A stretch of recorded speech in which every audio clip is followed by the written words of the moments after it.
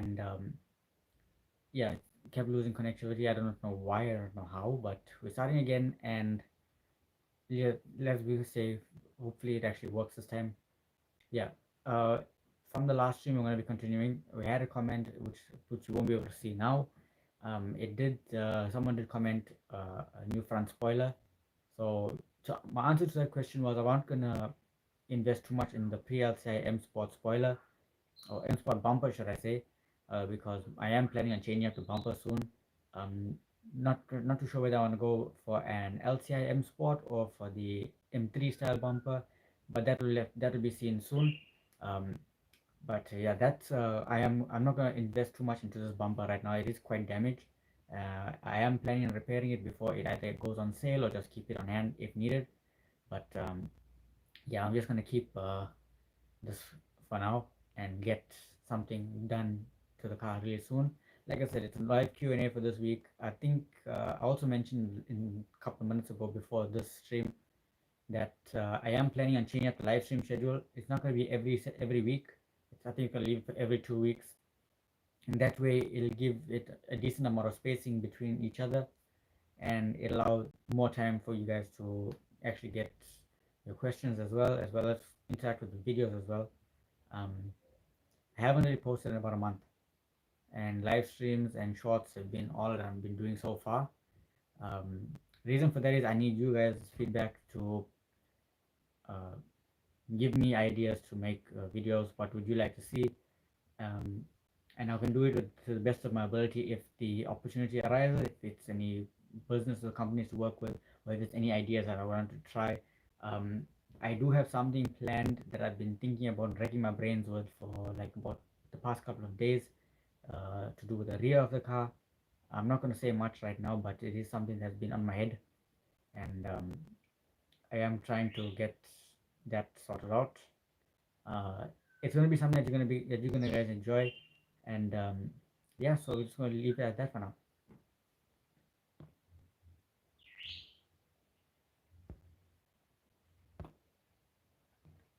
So I did take you guys advice to turn off notifications on the phone, so it's on silent at the moment, so no distractions, no vibration tones or anything.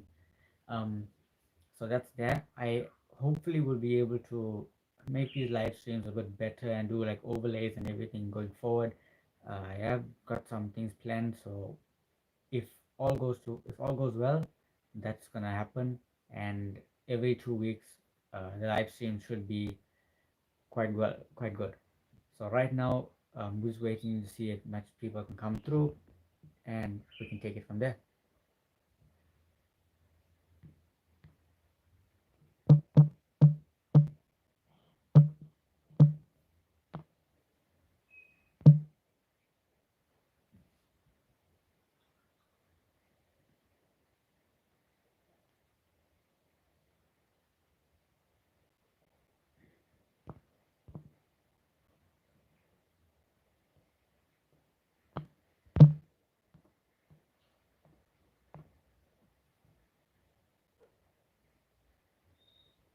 I don't really know if the timing is off because I said 7.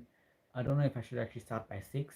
Um, so yeah, I am planning on trying to do a lot of things soon, but I don't want to really hype things up in case things do fall short. I don't want to hype up something and then fall flat, because that's how life really generally happens. If anything has to happen, I don't really want to go out and say, okay, if I'm doing something and then I don't end up doing it. Um, but yeah, I am planning to try maybe going live while working on the car and have my normal camera as the main shooting camera. Um, but if it works out, I can do that. Thank you so much for joining. By the way, please, if you're new, please do like the video and drop your comments. I really do appreciate it. But yeah, like I was saying, I am maybe try to do a live while working on a video, bring you guys the behind the scenes stuff. That will be completely unedited, so you guys can see the whole entire process, me buggering up the entire dialogue and stuff, and then the polished product will be in the main videos every Friday, um, until I can get ideas. Like I said, that's the main idea is behind the live stream. Um, I don't keep mentioning live stream. I don't know why I keep mentioning live stream. You guys know it's live.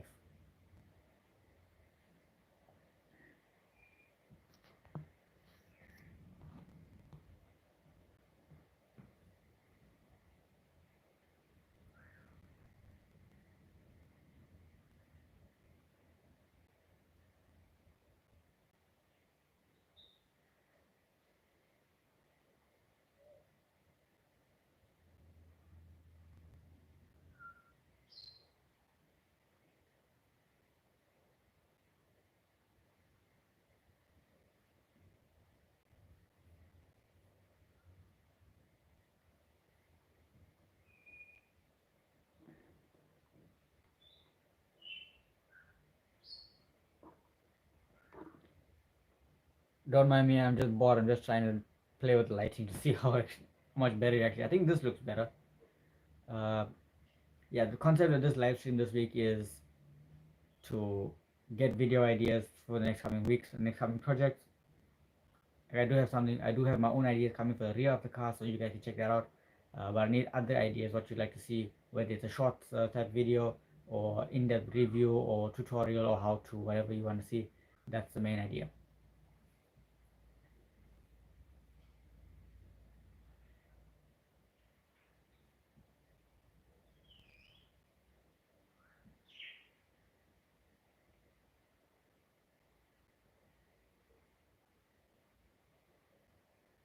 Also, to carry on or to give you guys some little feedback, when I am planning, when the video is about to go live on a regular upload schedule, it's gonna be from 6:30 on a Friday South African time, and there will be a premiere at 6.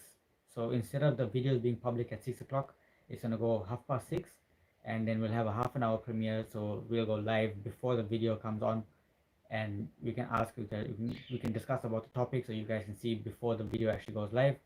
I am planning that. It has been something that's been on my mind for a while, so I'm not too sure if you guys are interested in that. So in a way, it's gonna be it'll still be that half an hour weekly live stream before a video goes live. Um, but it won't, and that will also differentiate from the Wednesday live stream, which will be every 2 weeks.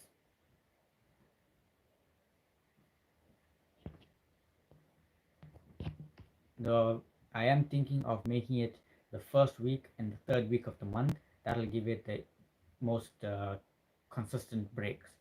So instead of it being second and fourth or whatever it is, it'll be the first Wednesday of the month and then the third Wednesday of the month.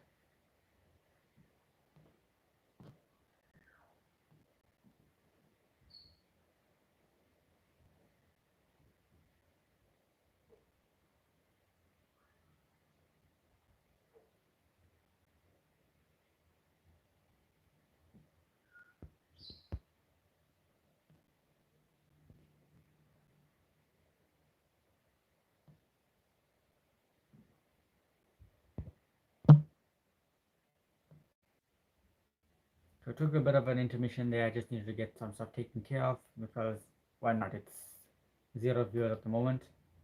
So I took a little bit of a quick intermission just to get some stuff taken care of prior behind the scenes.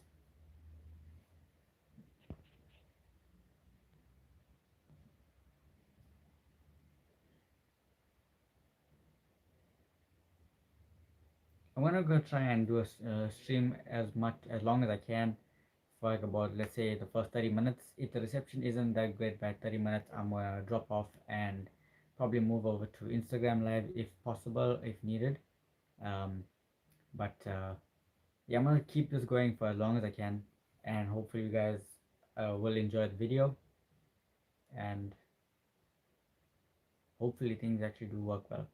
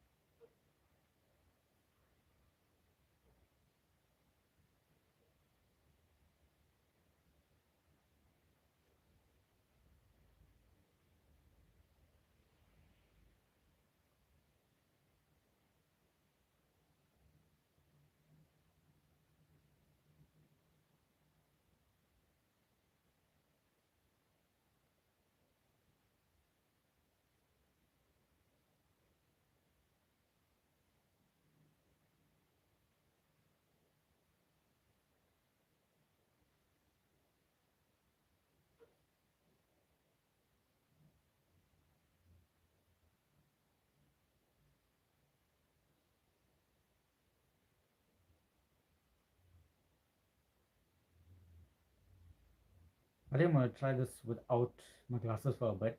It's weird because most of the time I'm a little bit blind. Um, I haven't actually seen my face properly without glasses for a while, so I'm gonna just leave this like this for a bit. Give my eyes a break a little bit, probably.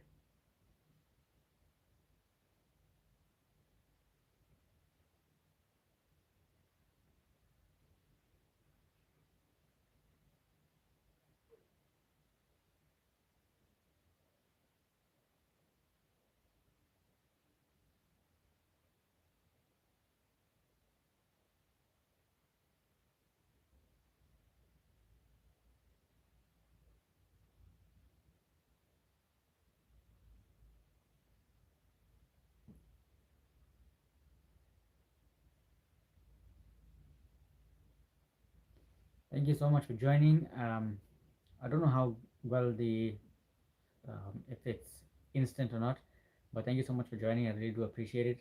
I've been waiting for a while. Um, yeah, it's basically walk in, walk out, I guess. I think it's most likely because it's delayed.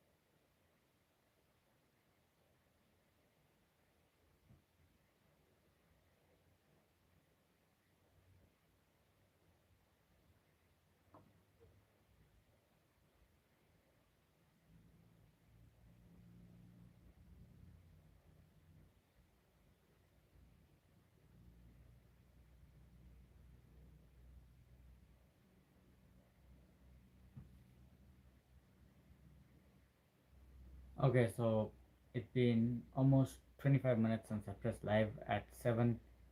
Um, and so far it's only been like 4 people, and it's been a come and go. So yes, that's it. Oh, hi! Thank you so much for joining. I was just about to end the stream, if believe it or not. Like it was 25 minutes like, so far. I just sat here in total. So yeah, thank you so much for what. Thank you so much for joining. I really do appreciate it. Thank you so much for joining, taking the time out. Um, yeah, I am live. I've been sat here for a bit. I'm not too sure how many second delay it is right now. Um, Yeah, but this is life. Okay, so basically, a lot of the content that I do is made for my BMW. Um, I also do many other items and content based on what you guys ask for, as well as if there's any opportunities that arrive, then I actually do make videos on that. Um, so yeah, lots of ideas I need for the car itself.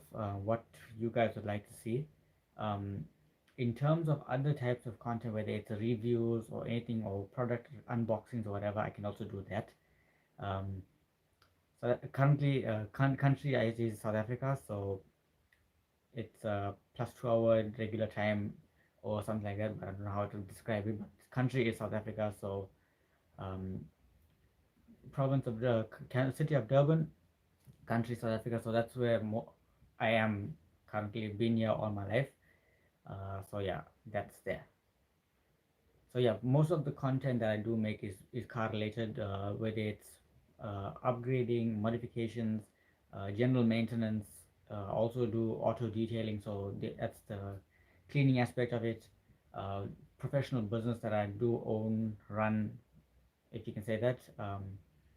So yeah, do that as my main business. YouTube as well. Asian ethnicity. Yeah, I am of Indian descent. My grandparents and everything did come from India back over 100 years ago, I guess. Yeah, around there, 1860, I think it was. So yeah, that's when they did come here. My grandparents, great grandparents, initially did come here. Um, so yeah, that's where I'm from. That's how I came about. So yeah, been here all my life, and grew up here. Um, Have you ever visited India? No, I haven't. And with the current way that the world is going, I don't think I'll ever be able to at this point in time. Uh, I would like to go as a holiday, um, most likely for about a week or 2 weeks or something. But yeah, if the opportunity does arise, I would be able to go. I would like to go. I would like to travel all over the world, basically, as many places as possible. But India would definitely be a place I would like to go to. Most they say always visit the motherland as they say they would. Um, but yeah, India does seem would be a good place to go to. You seem like a nice guy. Thank you so much. I really do appreciate the compliment. I hope I portray myself as a nice guy. Um, I don't really plan on doing anything stupid or anything or be like that arrogant type. But yeah, I do. I hope I am like a nice guy if you say so. Um, I try not to let things like get to me.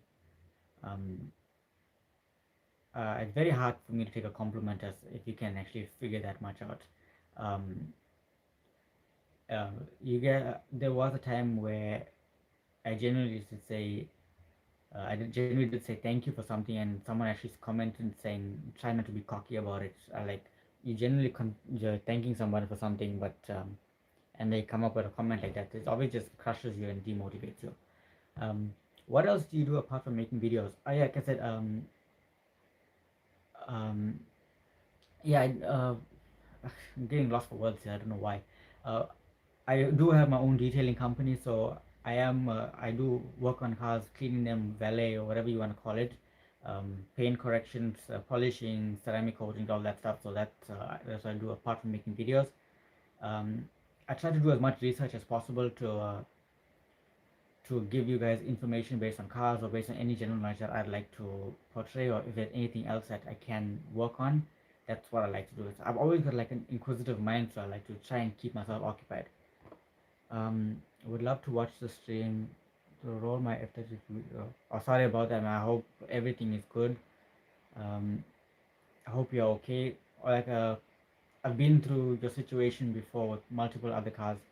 Um, I've been through three accidents in total. One I rolled was the E30, which I did a video on a few weeks back. You check that out. It's like a 5 minute live slideshow stream.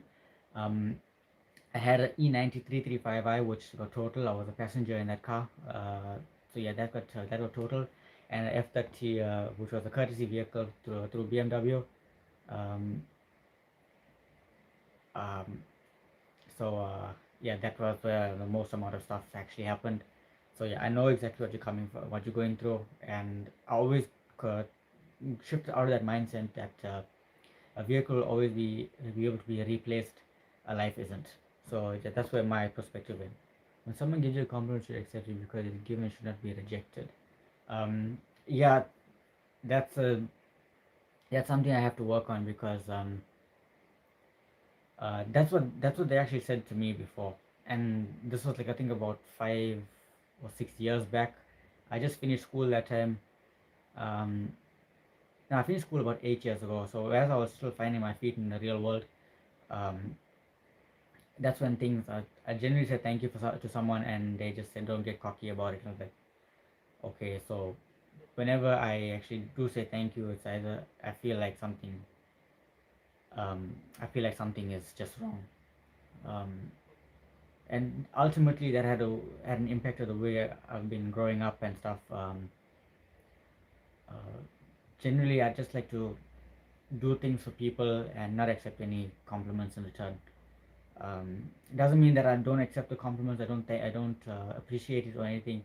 It's just that I have a very hard way of showing thanks to everybody. Which is why I try to do as much as possible to just maybe like over deliver and things. Um, but yeah, that's how life actually goes at times. Um, I don't really know the whole. I can't really remember the whole gist of everything around it. But that's what I can gather from there. So, like I said, if any other questions that you guys want to ask me, anything at all, I do plan on. I did say I wanted to change the live stream schedule from every week to every 2 weeks. That'll give it as much even lifespan, if that's even a word. Um, so yeah, lifespan around there, and try and minimize the frequency. Instead of it being every week, I should make it like every 2 weeks or even maybe once a month if the reception calls for it. Thank you so much for joining. I really do appreciate it. Uh, Hopefully you join again soon. And thank you so much for watching. I really do appreciate it. And thanks for all the comments and questions that you've asked.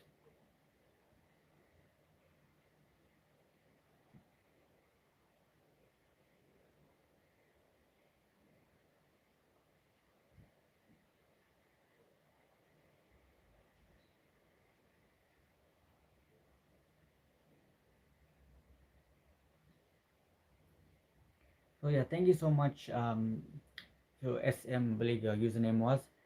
Um, yeah, the talk about taking a compliment and everything is really allowed me to vent out a little bit. But for you guys that are going to be watching this after the stream is actually compiled, what I said was back in 2015, I believe it was. Um, there was like a whole mix-up around something. It was in a WhatsApp group chat, I think it was. Can't really remember all the details, but when you read a message, uh, people don't really understand the tone of it. Um, so when I said thank you to this person it was a genuine thank you for something. I can't really remember what it was though. Uh, but so yeah, I can just take it off for now. I can't really remember what it was though. I just said thank you. I really appreciate it. And this guy went in comments or replies to my message saying, you don't have to get cocky about it. Um, so yeah, I don't understand what ticked him off or something. I can't remember who it was, but I do remember that message, and that's something that has been stuck with me since then. So yeah, I generally have a hard time accepting a compliment. Um, so yeah, don't mind me, guys. I got my glasses off a bit just to rest my face a little bit. But like, I really do appreciate you guys taking some time to join. And I just want to give you some kind of a backstory as to why I really am the way I am. Uh, so if you are, pop me a comment. I'll put my glasses back on. Really am kind of blind. So yeah. And a couple minutes ago, I was actually looking at just sat here for like about 25 minutes straight, and there was absolutely zero zero people joining. So I was actually about to hit end stream, and that's when the questions just started coming up. Okay, I need to put my glasses on for this. I need to see this. Enduro Zone. I hope you don't mind me mentioning your name. How much horsepower has your BMW? If you can work out the conversion, it makes on a very strong dyno 123 kilowatts, which I've done a video on a few weeks back. I think it was last year in January. So yeah, I did a video on that. It made 123 kilowatts on the wheels with the downpipe, straight pipe exhaust, and the stage one flash. That roughly translates to about 163 horsepower with 353 newton meters of torque. I'm not too sure what that translates into foot pounds, but yeah, 353 newton meters of torque with 19-inch wheels, I might add. Yeah, 160 some odd horsepower. That's only on stage one and with some engine components that are fairly worn. But I am in the process of getting the engine as tight as possible to be redone. It's currently doing it at 230,000 kilometers. I'm not too sure what that's in miles, but yeah, 230,000 Ks from 2006 was the car made. Um, so yeah, it's got on in life, so I am considering doing an engine overhaul to new rings, bearings, mains. Uh, the oil pump still is fine, so I'm not gonna have to worry about that. Will probably do a test on that, so to make sure everything is in good order. um, that's that New head gasket, new uh, chain probably if needed. I know the M47 is not notorious for chain failure, but new tensioner probably, because they'll need to be done. um, so yeah, the chain will be fine. The tensioner, I'll need to have that done if needed. Currently it's not giving any problem. I also have the same with stage one, 210 horsepower. Like I said, the dyno numbers really do not mean a lot to me at this point, because altitude plays a lot, country plays a lot. All depends on how much of the type of fuel it is, what type of engine it is, the age of the engine, the mileage, and everything. That really does make a difference. 163 horsepower on a very strong dyno. Um, and that will translate to this I know is very strong. A couple cars that have been on the dyno so far for a very long time uh, makes at least 20 to 30 kilowatts down on what a regular baseline dyno will actually do. So if I actually had to put it on any other dyno, which I don't want to compromise the results, um, uh, yeah, I don't really want to compromise the results so far. So I am going to go on to another dyno as well to see what the figures are, uh, just to get a baseline. But yeah, judging by the comments of 19-inch wheel and 17-inch will make a big difference. Yeah, it actually does. Uh, I went to 19s because it's more stable on the road for me. It's more grip. I'm not really too worried about and it is tuned for with the 19. So if I have to go with 17s, it will feel a lot faster. It will make a lot of power. Uh, but it's meant for on the road performance. So dyno numbers at this point in time for me really means nothing.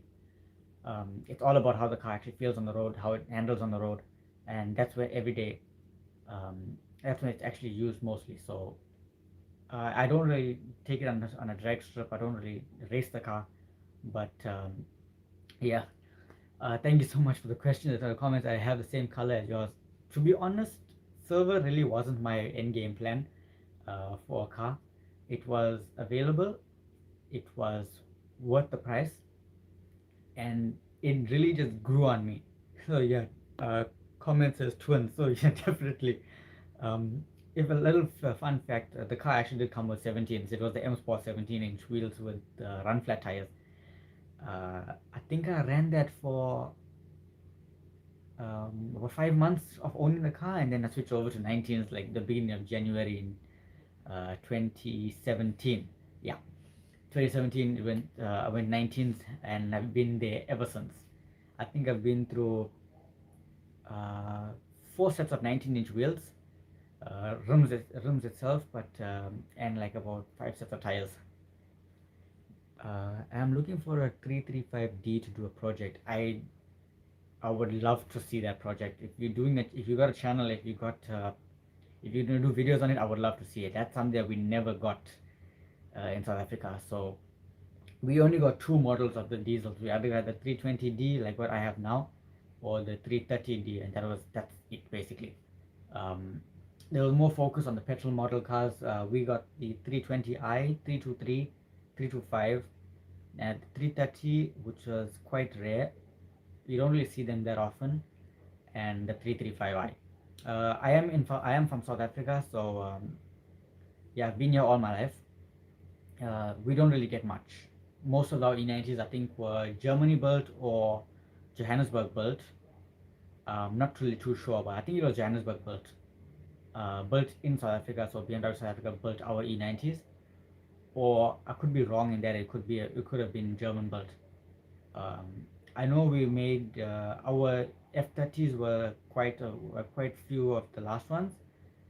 We did produce the E30s, E36s, 46s, a couple X classes, um, I mean X series of the BM, and a couple 5 series as well. Um, and Yeah, that's why then we stopped. I think they stopped production of the cars itself and started focusing mostly on the X3. Do you earn money from your YouTube channel? Yes, I actually do. I surpassed the monetization threshold in 2019. So I'm just going to leave it at that. I don't think the policy actually allows us to talk about money and stuff. But monetized, yeah. Been monetized since 2019. I reached 1,000 subscribers in April 2019 and 4,000 watch hours within 2017 to 2018. I had a video that went viral, um, not viral in the sense of everyone started just watching it, but it has a video that really picked up on the channel and has currently like I think almost 500,000 views. So yeah, just that was just a random idea. I just picked up the phone. I was shooting on my S7 that time. Just picked up the phone and just started talking on a topic that I researched, and I think the information that I've given in that was enough to get a lot of people to actually hit the subscribe button.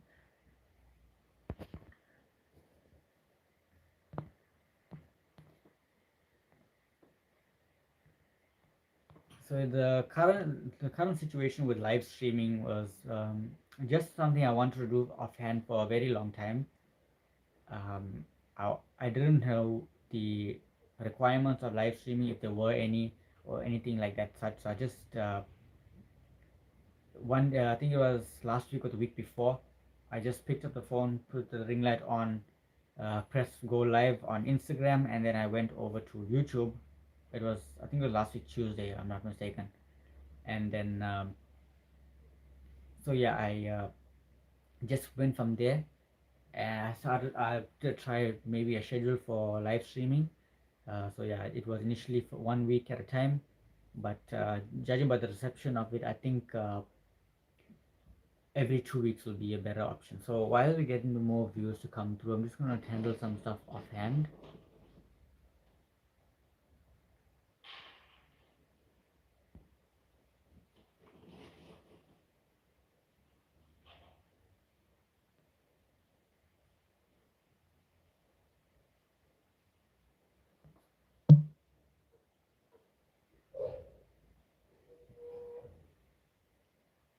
It's amazing how actually at the 25-minute mark, I was going to end the stream, and that's when all the comments are coming through.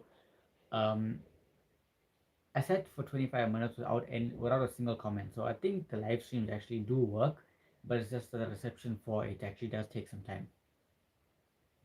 Initially, it was supposed to be about video ideas. I just started answering questions.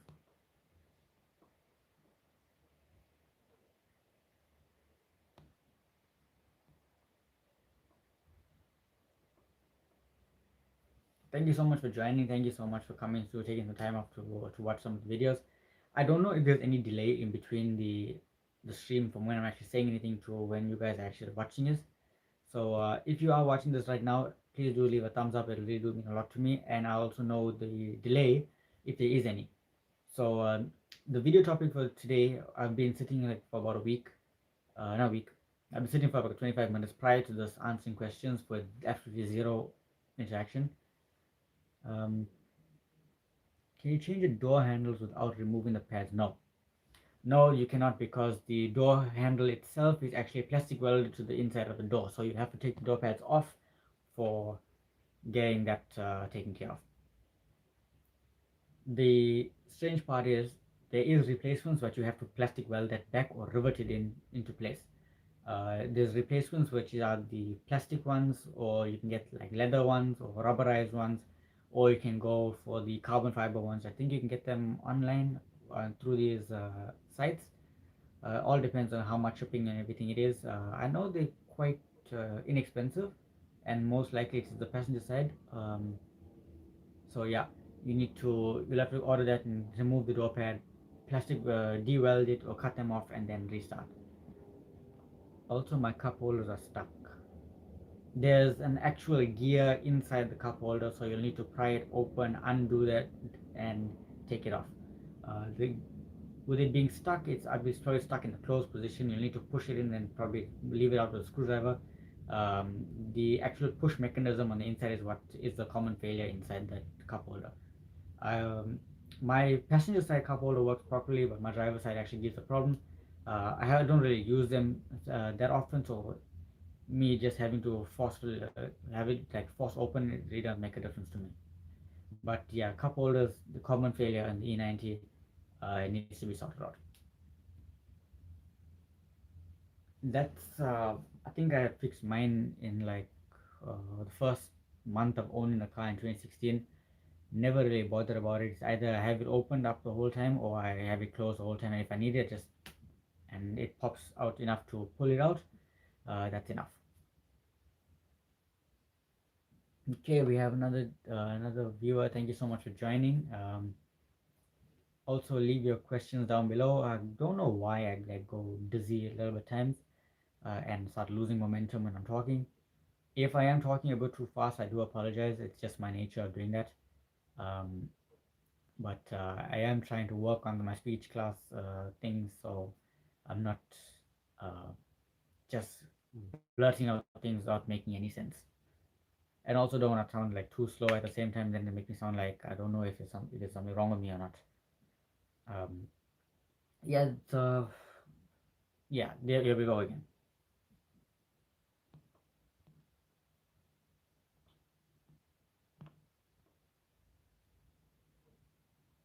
Like I said, this live stream is all about getting new ideas.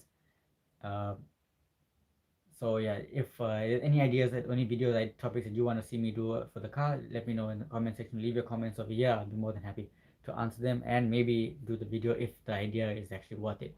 Why is the 320i so heavy on fuel? Um,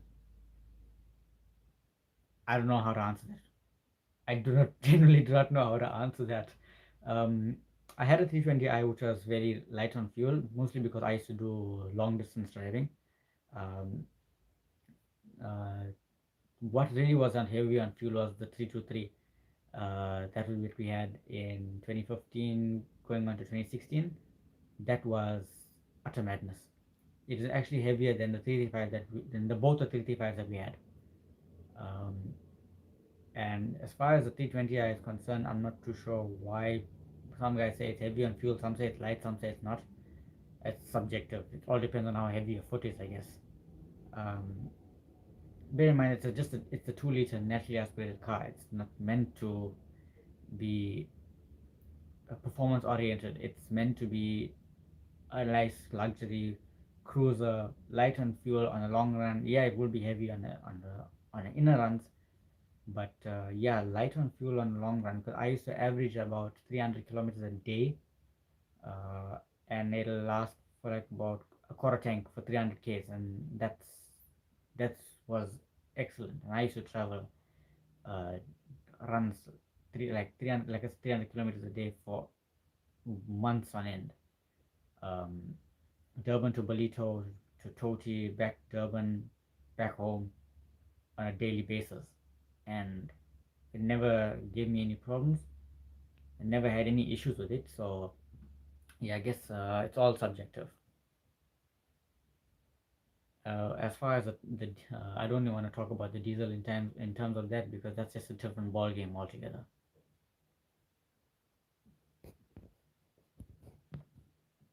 Okay, thank you so much for watching. Thank you so much for watching. Thank you for joining. I really do appreciate it. I wish I could actually see the people that are just joining in and stuff. Um, I am going live on my phone, so I can only see chat. I can't really see who's joining or how many people are joining or whatever it is like that. Um, so yeah, all I get is chat. I like how when you actually go live, it actually has an orientation based on gaming. So it's like if I could do gaming on the channel, I really would like to do something. It's just that I have to figure out a way to get the PS4 to be linked to the channel as well. I don't have I don't have I'm not really fully into PC gaming as people would think. Um, I prefer console because it's just straight out the box, done and done. But PC gaming will be something I do want to dive into, but that'll be on my other channel, which I have, I think, linked somewhere, or you can just search for it. I did one which was terrible, and I never really did something gaming wise since. My PC is more focused on productivity and for me to get videos made up. So that's where everything is there. So I really can't really game and stream with that setup. But back to topic of this video and this live. It's an all for one Q&A, all out Q&A basically. Every 2 weeks I am planning on doing all out Q&A where you guys can ask me anything, whether you think 2 weeks is too frequent, 1 week is too frequent, or what should the schedule be like. So I know I can give back to you guys. Thank you for joining and stuff, and answer you guys questions without having to do dedicated, just answer Q&A or answer questions from my phone and do a dedicated video. I did a few of those, but the views on that really isn't that great. I'd rather answer live questions than to make dedicated videos without the engagement that it actually will get. So I think in total so far, I think it has been like about 10 people in total viewed, um, which which based on the channel so far isn't that bad. Um, a couple of videos actually do take off overnight while I'm asleep at around 4 o'clock in the morning.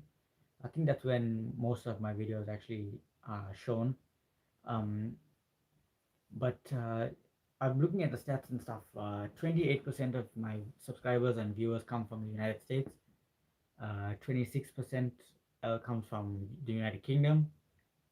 13% is from South Africa, which is odd because for a South African channel, um, I don't really understand why that is. And like the other odds and ends, whether it's 5%, 6%, or whatever, uh, yeah, 5%, 6%, that's all from other random countries, whether it's from India, Romania. I actually had Lithuania once. A couple of percentage of them actually viewed the videos from there.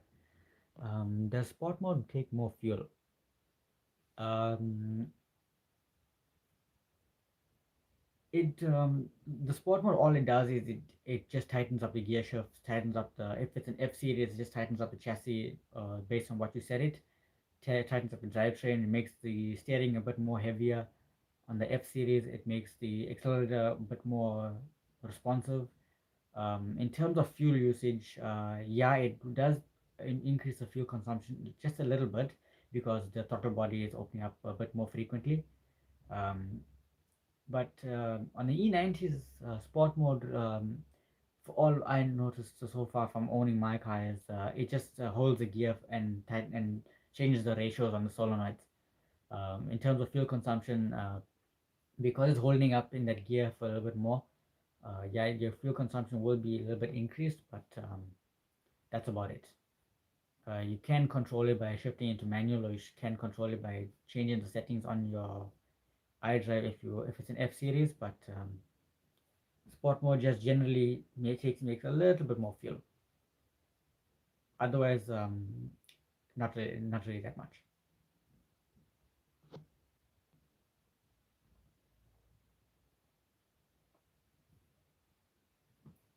So where was I?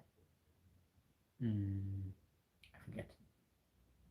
Um, yeah, so like in terms of ideas for coming projects, I am planning on revisiting some of my old content and redoing those.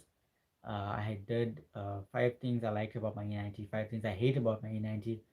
Um, Although hate is a very strong word, uh, I did 5 things I just I there's 5 things. There should be like about 5 things I dislike about it. If I can actually find it, like I really didn't go in search of looking for things that are bad with the car. Things that I wish they could be different, yeah, but there's so many things I just like about this E90 platform, and I had in total 5 E90s in my life. Um, One was the 320i, which was my very first.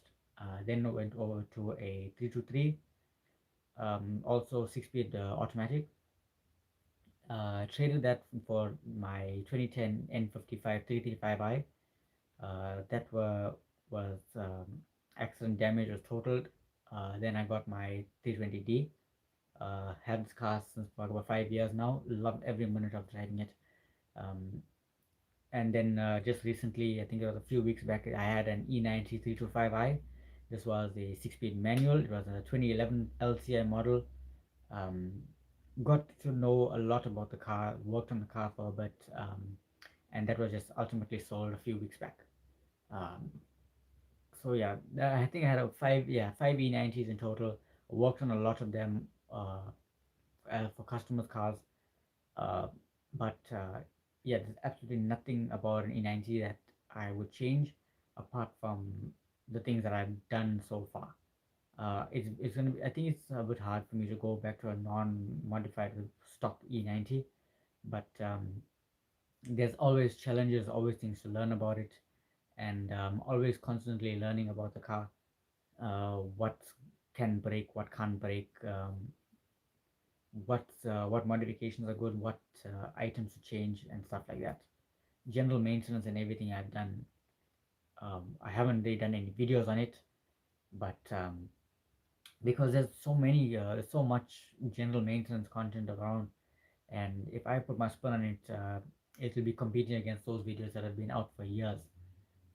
So if I weigh out the situation between it, it's not worth making those videos unless you guys want to see it.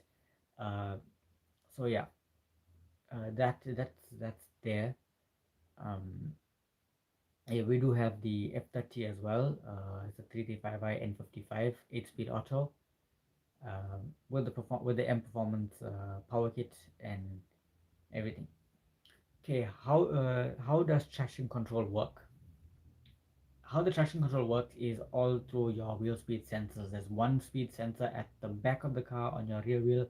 There's one speed sensor on the front.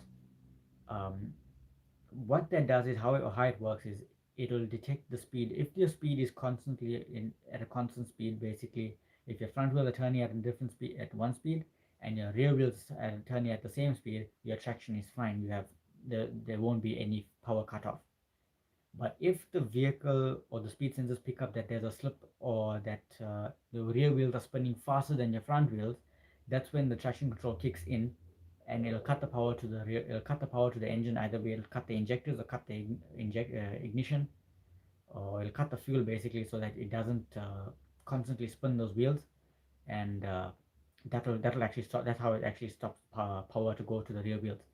It cuts power completely, and it gives it sudden bursts so that you are always in motion. Otherwise, it'll just be like your vehicle is just losing power constantly. When you press DTC, it allows it half slip, so that it allows you to have some fun a little bit. Allows some slip in the tire, some slip in the speed, so that you can have some sort of a dynamic driving. And when you press and hold the DTC button for, I think it's about 5 seconds or something, that's when it turns off the system completely. So if it detects that this vehicle is spinning more, or the rear wheels are spinning more, that's when there won't be any power cutoff, and then you just have full power constantly. So I hope that answers your question as to how traction control works. I did do a short on it a couple of weeks back. That video really did do well. I think it had like over 1,500 views within a space of 24 hours. So yeah, I would I am considering making a dedicated video on that with more in-depth knowledge and more in-depth information about it. So yeah, I hope that answers your question about how traction control works. Uh, So yeah, if there's any other video ideas or any, as the comments and questions are coming up, I am getting video ideas on what to do so far. So I will plan on making those in-depth videos if the viewers actually will want to see something like that. Okay, we have one more. We have a new viewer. Thank you so much for joining. I really do appreciate you taking the time off to join.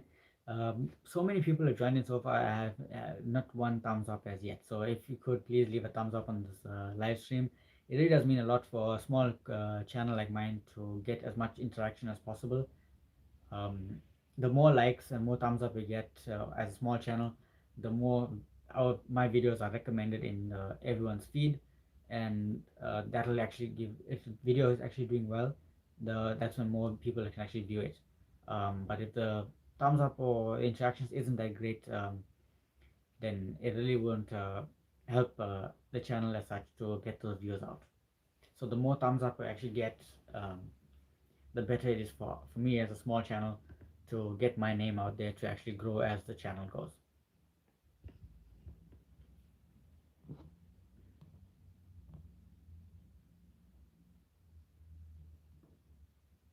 So yeah, if you have any other any questions that you want to ask me, the comment section is open. Everyone is there.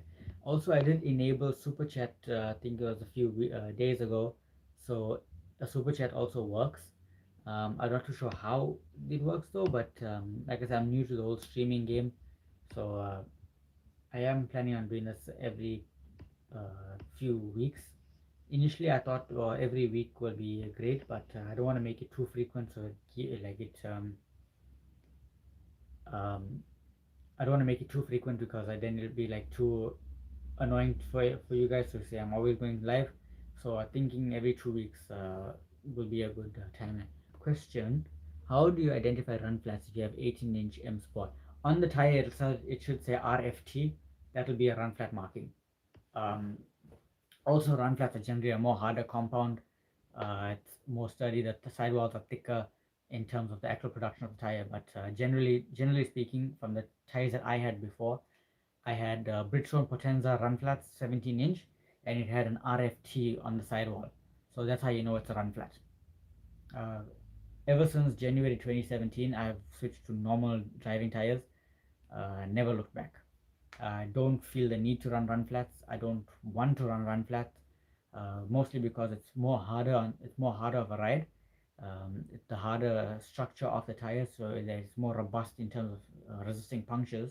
But for my car, especially because of it being tuned and being and stuff like that, I don't want something that's too hard where it's not going to grip the surface of the road when I need it the most. So I've made the decision to run 19-inch normal tires.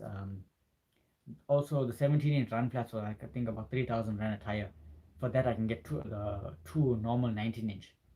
So 19s was just the way for me to go. Never look back. I don't plan on going run flats. I don't plan on anything run flat at this point in time. I always keep a tire repair kit with me on hand. If there's a leak or if there's a puncture, I can just repair the tire with the tire repair kit, and I don't have any problems. Also, it's more financially efficient for me to run normal tires. It has the performance factor, it has the uh, cost factor, as well as it's easily located. It's easily available for me. I do run 265 3019s at the rear to a 235 35 at the front. Um, just gives me enough grip as I need, and I do, if possible, I can go for a wider setup with a more offset, so that I can bring the wheels out a bit closer to the fender, give it a more wider track, which ultimately means more grip and more cornering, increased cornering ability. So currently on a bend, I can actually drive the car at 120 to 160 without the car twitching or anything. Um, and that's on a dry. On a wet, I don't really chance my luck, but between the ranges of 120 to 160 on a bend comfortably. Uh, Tires give me enough mechanical grip for it. The car gives enough downforce for to take the corners at that speed, and I do plan on doing some more aero upgrades so that it does hug the road a bit more. More on that in next coming videos. I need to finalize some ideas and get my my plan drawings and everything up into spec that I wanted. So that'll be something that'll be coming soon. That'll be a two-part video. One will be the actual installation first, and one will be the video of how I make the stuff. I'm not giving too much away, but how I make it, so you guys can check it out. So yeah, I hope that I answered your question based on run flats and everything. I know I've delved off topic for that, but yeah, I hope that answered your question based on run flats. Always, the run flat will always give you an RFT or R marking or something. That's how you know it's a run flat.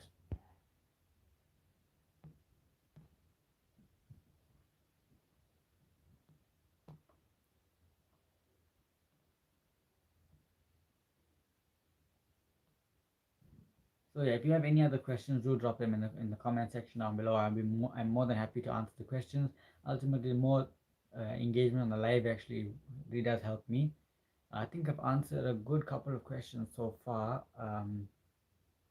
Most of the guys have dropped out, but answered a good couple of questions. So if there's any other video ideas that you want me to try out, uh, I'll gladly do so. I'm also waiting for the weather to clear up.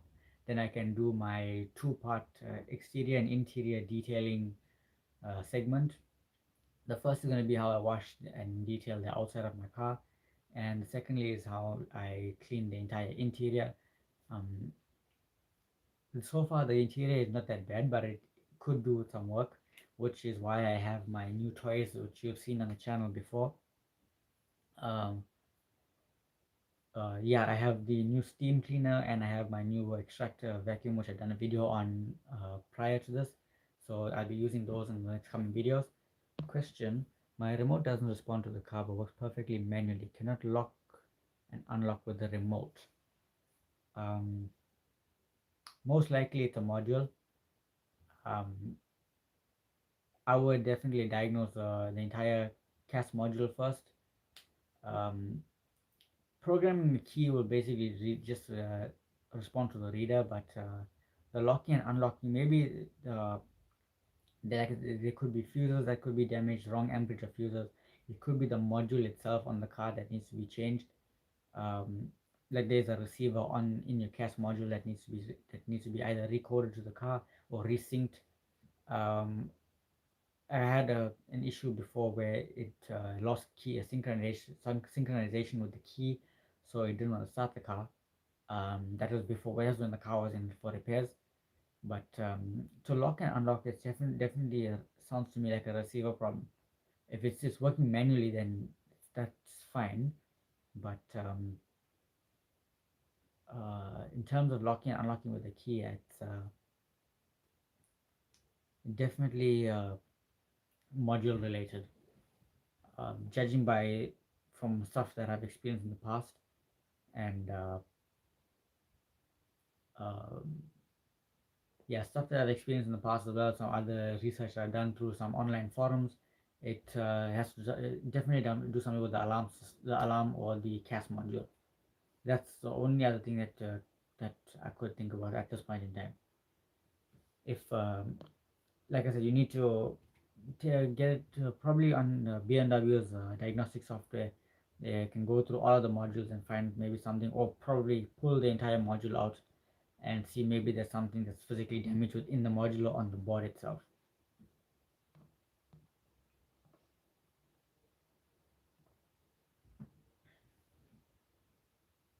Okay, so we're streaming for just over an hour now. And initially the stream was supposed to be from 7 o'clock, but I did have some network issues. It kept on cutting the stream like every 2 or 3 minutes, so I don't want to keep that. So that's why I restarted and sat for like in total for like about 25 minutes first, before any questions actually did come through. And I was just about to hit end stream before the questions started coming up, so I'm actually glad I didn't. I'm just gonna see how long it actually pans out for a bit more, and then probably just call it a night from there. So just see as the questions come up, let's see what else comes up, and if it is all for inspiration for me to get more video ideas. I might jump into Instagram live for like about 15 minutes and see how things go. just to cap off my streaming mind, and to come out of recording mode, and then just take some time and enjoy myself, rest for a bit, and then back to basics tomorrow. uh, yeah, I haven't really recorded any new videos in about 3 to 4 weeks, mostly because there's been a lot of things going on personally, and I'm not going to use that as an excuse, but a lot of things have been happening in terms of my personal life, and and yeah, I don't really have the words for that. So yeah, couldn't really work on videos or get any ideas because of having creator's block. um, I did want to do the detailing videos sooner, but yeah, it really hadn't worked out in my favor for that. Um, but I'm waiting for the weather to clear out, and I'll do that from home and have that scheduled for another weekday to go live on every Friday. But I am planning on revisiting a couple of my older videos, and rework that with my new spin on these video ideas coming soon. So yeah, I've done the 5 things I like about the E90, 5 things I don't like about the E90. There are a few things that I found out, or as I've been learning about the car for for about 5 years now, like I've mentioned, been through 5 E90s in total. So I think I know my way around the car, so I know what I like, what I don't like. Um, but despite all of that, throughout 5 years of ownership and 5 E90s, I haven't really found things that have been a very big deal breaker for me. I just enjoy the E90 platform, and I just don't find anything to be something that is a complete put off. Um, it's the last of the hydraulic steering in 3 series. It's the last of the mechanical. I think it should be the last of the mechanical water pumps for the E90 generation, because diesels actually have a mechanical water pump, where some of the petrol models, apart from the 320i, the six cylinders come with the electronic water pump, which has a tendency to fail. Um, Common failures were central locking pumps, door handles peeling, gears breaking within the cup holders. I don't like the way that when you press automatic on the aircon for my specific series, I think the pre-LCI is more generally for this topic, where you press automatic on the air conditioning and you try and switch it off from air or from auto, it just stays there and you have to physically just go back to reset everything. And generally, I just don't like. Most of it is subjective because of the way the car is spec'd. But so far, that's about four of it that I don't like, and yeah, I can't really find out the third. I can't really find out the fifth one. If there is something about the E90 that you don't like, just let me know in the comments. Like, I generally don't find anything else that I don't like about it. I might need to pull out from the older video to see what I spoke about there, and maybe if it's still something that I can't really work around that, then yeah. But if there's something about the E90 that you don't like, let me know in the comment section down below, or comment section here. I'm so used to saying down below because of YouTube making the videos. But yeah, if there's something about the E90 that you don't like, let me know so I can actually make that video. Because I generally am stumped for the fifth one. Or however many in the list that you don't like, just let me know, and then or I can make the video. But so far I only have 4. Most of it is just general BMW stuff. But what I don't really like, um,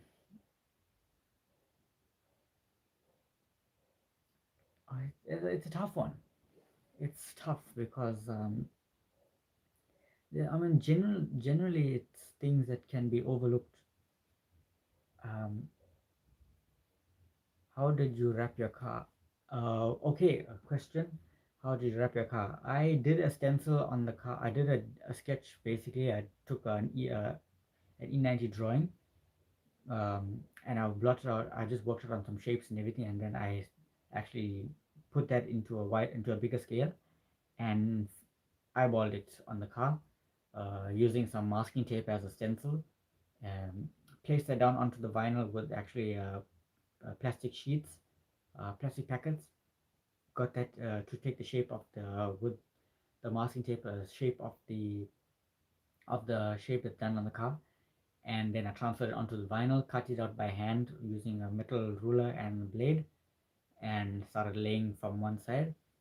Uh, Spoiler alert: that was a genuine spur of the moment decision because the idea was in my head, and to get the wrap done was I've been putting it off for like about 2 weeks prior to purchasing the vinyl and everything. Um, so yeah, one day I was just started. I just took the masking tape one. I just washed the car and started from one side, laying out the stencils with the tape, getting the shapes and everything done, and just started wrapping it. Just out of the ordinary, just then and there. And in total, it took me just under 2 days to get everything complete. I started on I think it was on a Friday evening. I had the left front section done, which was the left front section of the bonnet and the left front fender.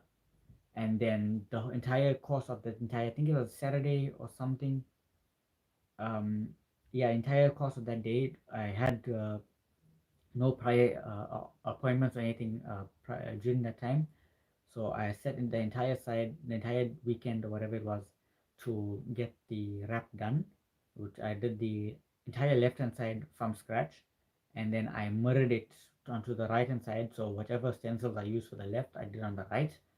Um, I did the rear bumper. It was a day after uh, that was there. I worked with whatever offcuts and everything was left with for the bonnet and to do the design for the front bumper, and I left it like that for about a few couple of months. This was in November 2019. Oh no, I'm lying. That was in November 2017. And then in 2018, I completed everything by doing the wrap on the roof and to do some final changes on the bumper and bonnet. And that's how the wrap has been since then. And right now, it's actually a couple of pieces are peeling off where it needs to be changed. Um, I'm not really too concerned about it peeling up and stuff or flaking or getting removed because I am planning on changing up the design soon. You guys have to stick around to see the design coming up. But I can give you a hint. It's going to be it's going to incorporate matte black, the gray that it has now, and another color. So you guys can stick around for that. It should be by November or December. Uh, if the opportunity arises.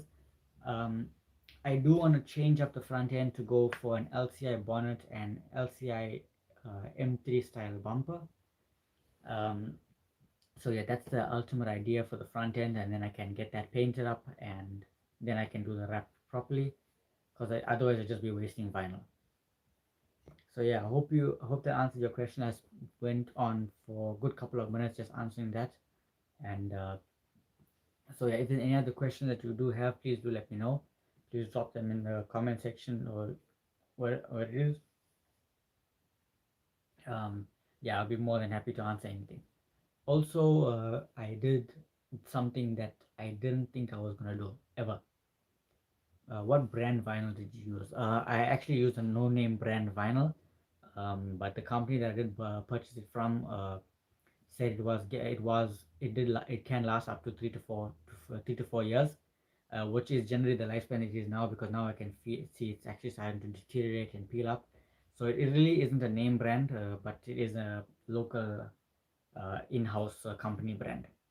Um, so yeah, I know there's a lot of brands like Avery, 3M, and stuff, but for the price that I paid for these, they came in I think half meter wide sheets, and I purchased that length. I think it was 5 meters of uh, or 10 meters of matte black and 10 meters of the gray, and that's just the two colors that has been there, and it lasted a long time. and I still got, I think, about a meter and a half of remaining of each color. So should they needed to be replaced, I still have a lot. So yeah, I could go for a higher quality. I could go for a higher quality brand name, but for the price to performance, for it to last as long as it did, the in-house brand just seemed to work, and it's actually like a third of the price compared to regular brands. Yeah, it doesn't have the air release technology or whatever, but it means I just go old school and just work the air bubbles out. Um, yeah, literally I soaked the entire car with water or soap water and then started squeezing everything out. Never had a problem with it. Only the only issue I have is the rear quarters, just above the fuel tank and on the passenger side, on the seam line, the aero line, whatever it is when you call it. That's where it actually starts to lift up because of the shape of the car itself. But yeah, that's something minor. It looks sick. You got your money's worth. Thank you so much. Yeah, a lot of people actually get shocked when they actually find out that how much I actually paid and how fast I actually got things done. To wrap a car in 2 days without any knowledge of wrapping or any prior experience. The only experience I had before was doing headlight tinting, and that's it. So I used that knowledge to wrap the entire car. Um, Most of it, I'll say, for like almost 4 years having the car like this. Um, yeah, I honestly cannot imagine the car without the wrap. I look at normal silver BMs and to think this is what my car used to look like. I generally cannot picture my car being uh, back to plain silver. Um, it has to be. The character is basically in it now, and the design might change, but the entire concept of it probably won't. So yeah, that's where the direction of it is.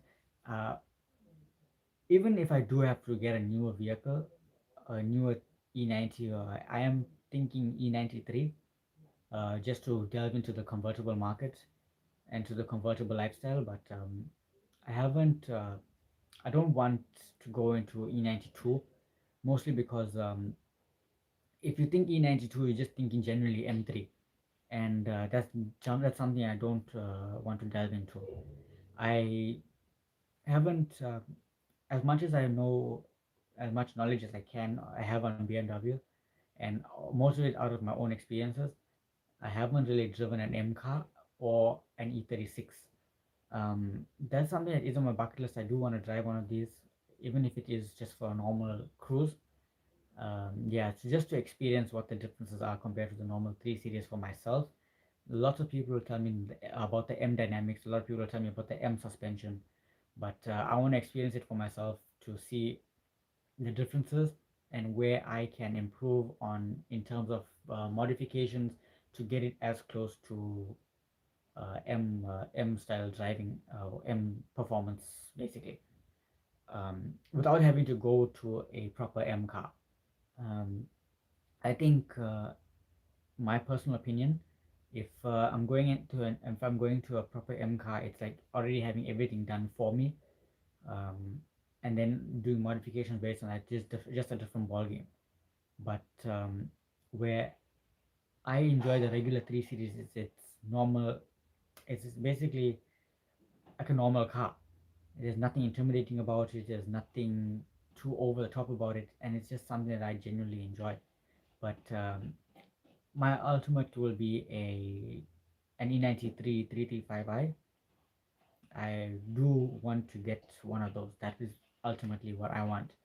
I will still keep my 320D, and but whatever modifications I have done to this car right now, whether it's suspension wise or whatever, it'll probably move over to the next car, if it's something worth doing. But I am planning on putting my E90 on air, and if the new car comes in while I still have my one, my 320, then the entire air suspension will go onto the E93 or whatever car comes up. That's why I want to keep it within the E90 platform.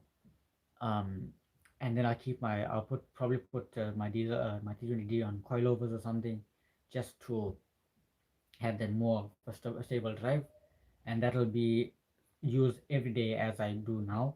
And the newer car will probably just be a build and a toy for me to enjoy. So yeah, we're streaming now for over an hour and 15 minutes.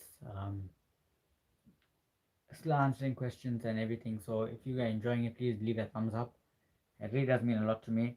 I'm not too sure if we're gonna actually keep the stream going for any longer than a couple more minutes.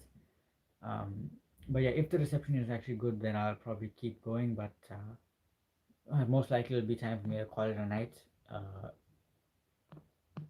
not right now, but soon. So yeah, I'm genuinely enjoying answering questions and just giving my feedback based on whatever you guys are asking. So yeah, thank you. I really do appreciate everything that you guys taking the time out to to view the live stream, to ask me your questions, and to give me video ideas to make. I already have a few ideas coming, so that have come from the stream. So I really do appreciate it. Um, I I have ideas that have been stuck in my head for like a couple of days, and just recently, I think it was 2 days ago, I think I stayed up the entire night just working on some minor details just to get this idea going. And if it's something that that's feasible, or if it's something that I can actually try, I will do it.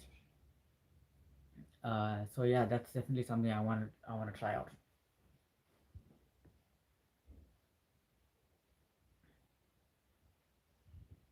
So yeah, I'm more than happy to answer any questions. Like I said, we're streaming for like over an hour. The reception is quite well. Are you going to get an N54 or N55? What are your opinions? Um, Generally speaking, if I have to go 335, I'll probably go for N55. Because I know the engine. I've had one before. I know the N54 is capable of making a lot of power. Uh, but my intentions in the car is not to make insane amounts of power. The N55, in my opinion, makes enough for general general driving. The tunability in it, with just bolt-ons, where they're just downpipes or exhaust mods, or even just plug and play or flashing or whatever, uh, gives it enough for reliable power on everyday driving, and it has enough get up and go for when you need the extra speed. But if an opportunity arises for an N54, if it is available, then that's probably what I will get. But I'm leaning more towards the LCI styling. um, Generally down here South Africa, you don't get LCIs with N54s in them. So that is probably out of the question for me. What really is a bigger concern for me is the gearbox. I genuinely want the 7 speed rather than the 6 speed, um, mostly because of uh, the quicker shifts and the dual clutch transmission itself. But the 6 speed won't be a deal breaker if it has pedal shifts, because I can always do a gearbox flash on it, and it'll just increase the shifts much faster. Yeah, I won't have that 7 speed to get me going, but it's also not a deal breaker. As long as everything works, um, that's my main focus. If I can get all those box ticked, all those boxes ticked, yeah. So that'll be a bonus for me. But genuinely consider the N55 with the DCT, and it has to be M Sport. Um, yeah, so that's my main criteria for it. Interior must be black. It has to have iDrive. It has to have the newer model CCC iDrive system with nav. Unless I can do that on my own with Android Auto. Uh, the main reason why I want to go E93 is because I've wanted to go convertible for a long time. And generally speaking, the choices were a 235 convertible, or E93. The reason why I shied away from the 2 series is because I genuinely wanted convertible, and The 2 Series just has a soft top, and soft top for me just isn't. Um, a soft top wasn't for me. It just wasn't really something I want to go for. So it was straight. It was just a no-brainer. Hard top E93 335i, and that's a goal I'm gonna be working towards going forward. And with the help of you guys to support the channel and everything, um, that's definitely an end goal for me. Question: broken vent tabs common? Yes, uh, without a doubt. There will be one at least. It's always just be the direction for up and down. That's something that's actually broken on my car, where on the passenger side in the middle section, one small vent tab is broken. Um, so yeah, that's definitely common because of age. But there's definitely some cars that I've seen where everything is just working perfectly. So it is common to a degree, but that's about it. I think I found my fifth thing to talk about in the 5 things I don't like about the E90. But then again, that's just classing any age car at this point in time, because things are about to break, things will get brittle. But the common things on the E90 braking is, like I mentioned, central locking pumps, uh, cup holders, the handles, um, couple gears within components, and now you mentioned the vent tab, but then I'm just going to leave that as a reserve topic. Should should I come up with nothing, if that makes any sense. Okay, let's see what else.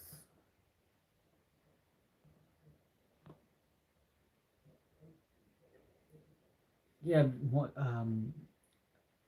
I hope that answered your question as to what I will be choosing, whether it's N54, N55.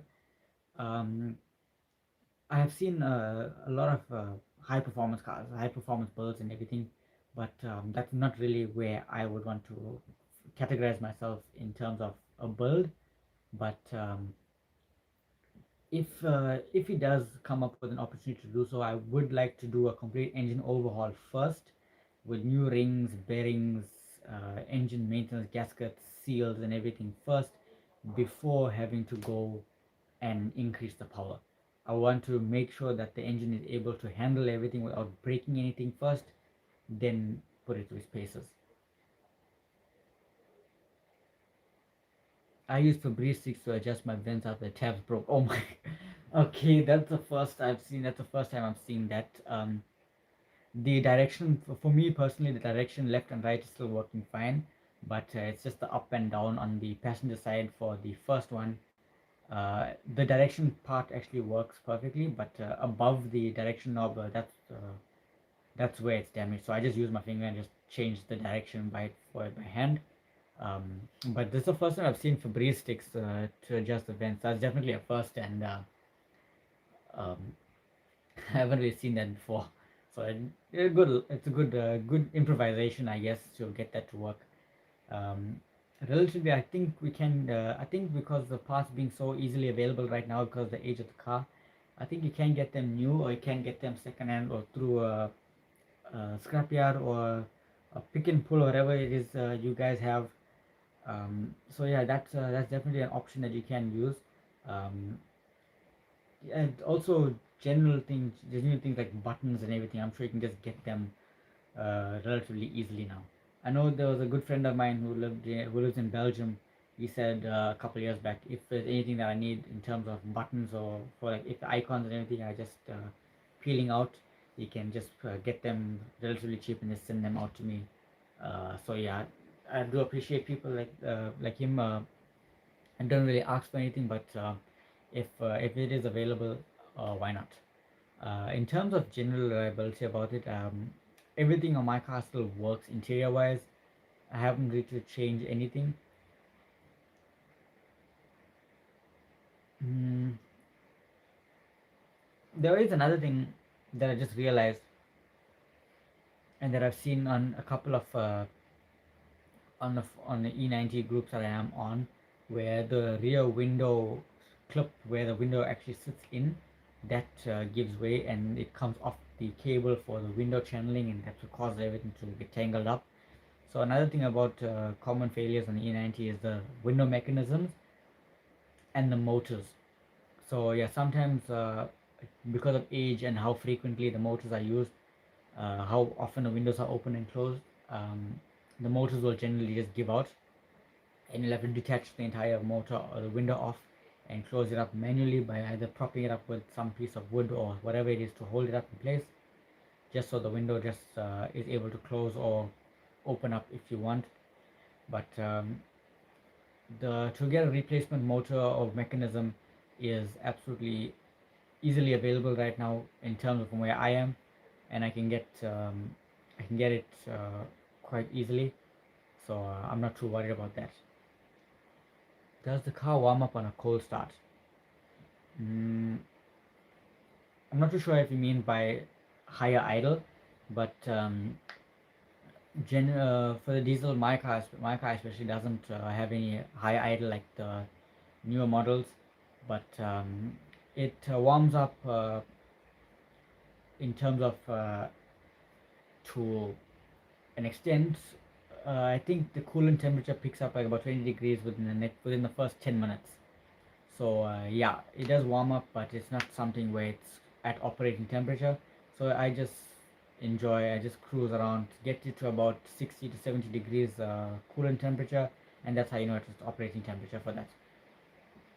uh, I did a video on the hidden menu, so you can check that out. That's how I show you. That's how you can check out the coolant temperature. Anything over 60 degrees is fine. Anything over 90 degrees, where it's it's still within range. Overheating territory is over 105 degrees Celsius. So um, just bear in mind for that.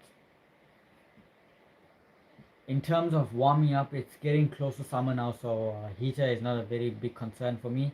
But for the past 2 years, I think it is, the heater is not working on my car at all. Most likely it is the heater core that's behind the dashboard, within the dashboard, that takes coolant from the engine, circulates that, and everything. I think that's generally blocked, which is not allowing the heater part to actually warm up to actually heat the coolant that passes through that radiator to warm up the car. So it is a bummer. It is annoying, especially when it's quite cold and when the windows start fogging up while driving on a cold night. But quick blast of the aircon and windows clear up at the expense of freezing for a bit. So yeah, I need to get the heater sorted out um, as soon as I can. It's a bit of an annoying process because everything needs to come out: steering column, dashboard, and all that stuff needs to come out, um, which is a bit of an irritation for me because of how many modifications I have. But if it needs to be done, it needs to be done, and that's what I have to do to get things done. So yeah, I do want to change over to the iDrive dashboard if I can, if it's available, and if I can get everything sorted out. But if I'm doing that, then I'll just do the entire heater system one time. Okay, let's see. Yeah, that thing coming up.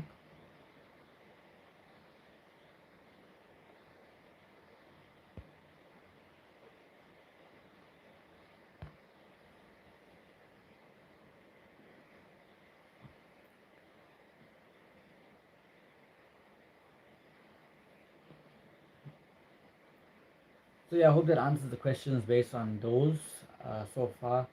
It's been quite a lot of questions coming through, so I am appreciative of everything.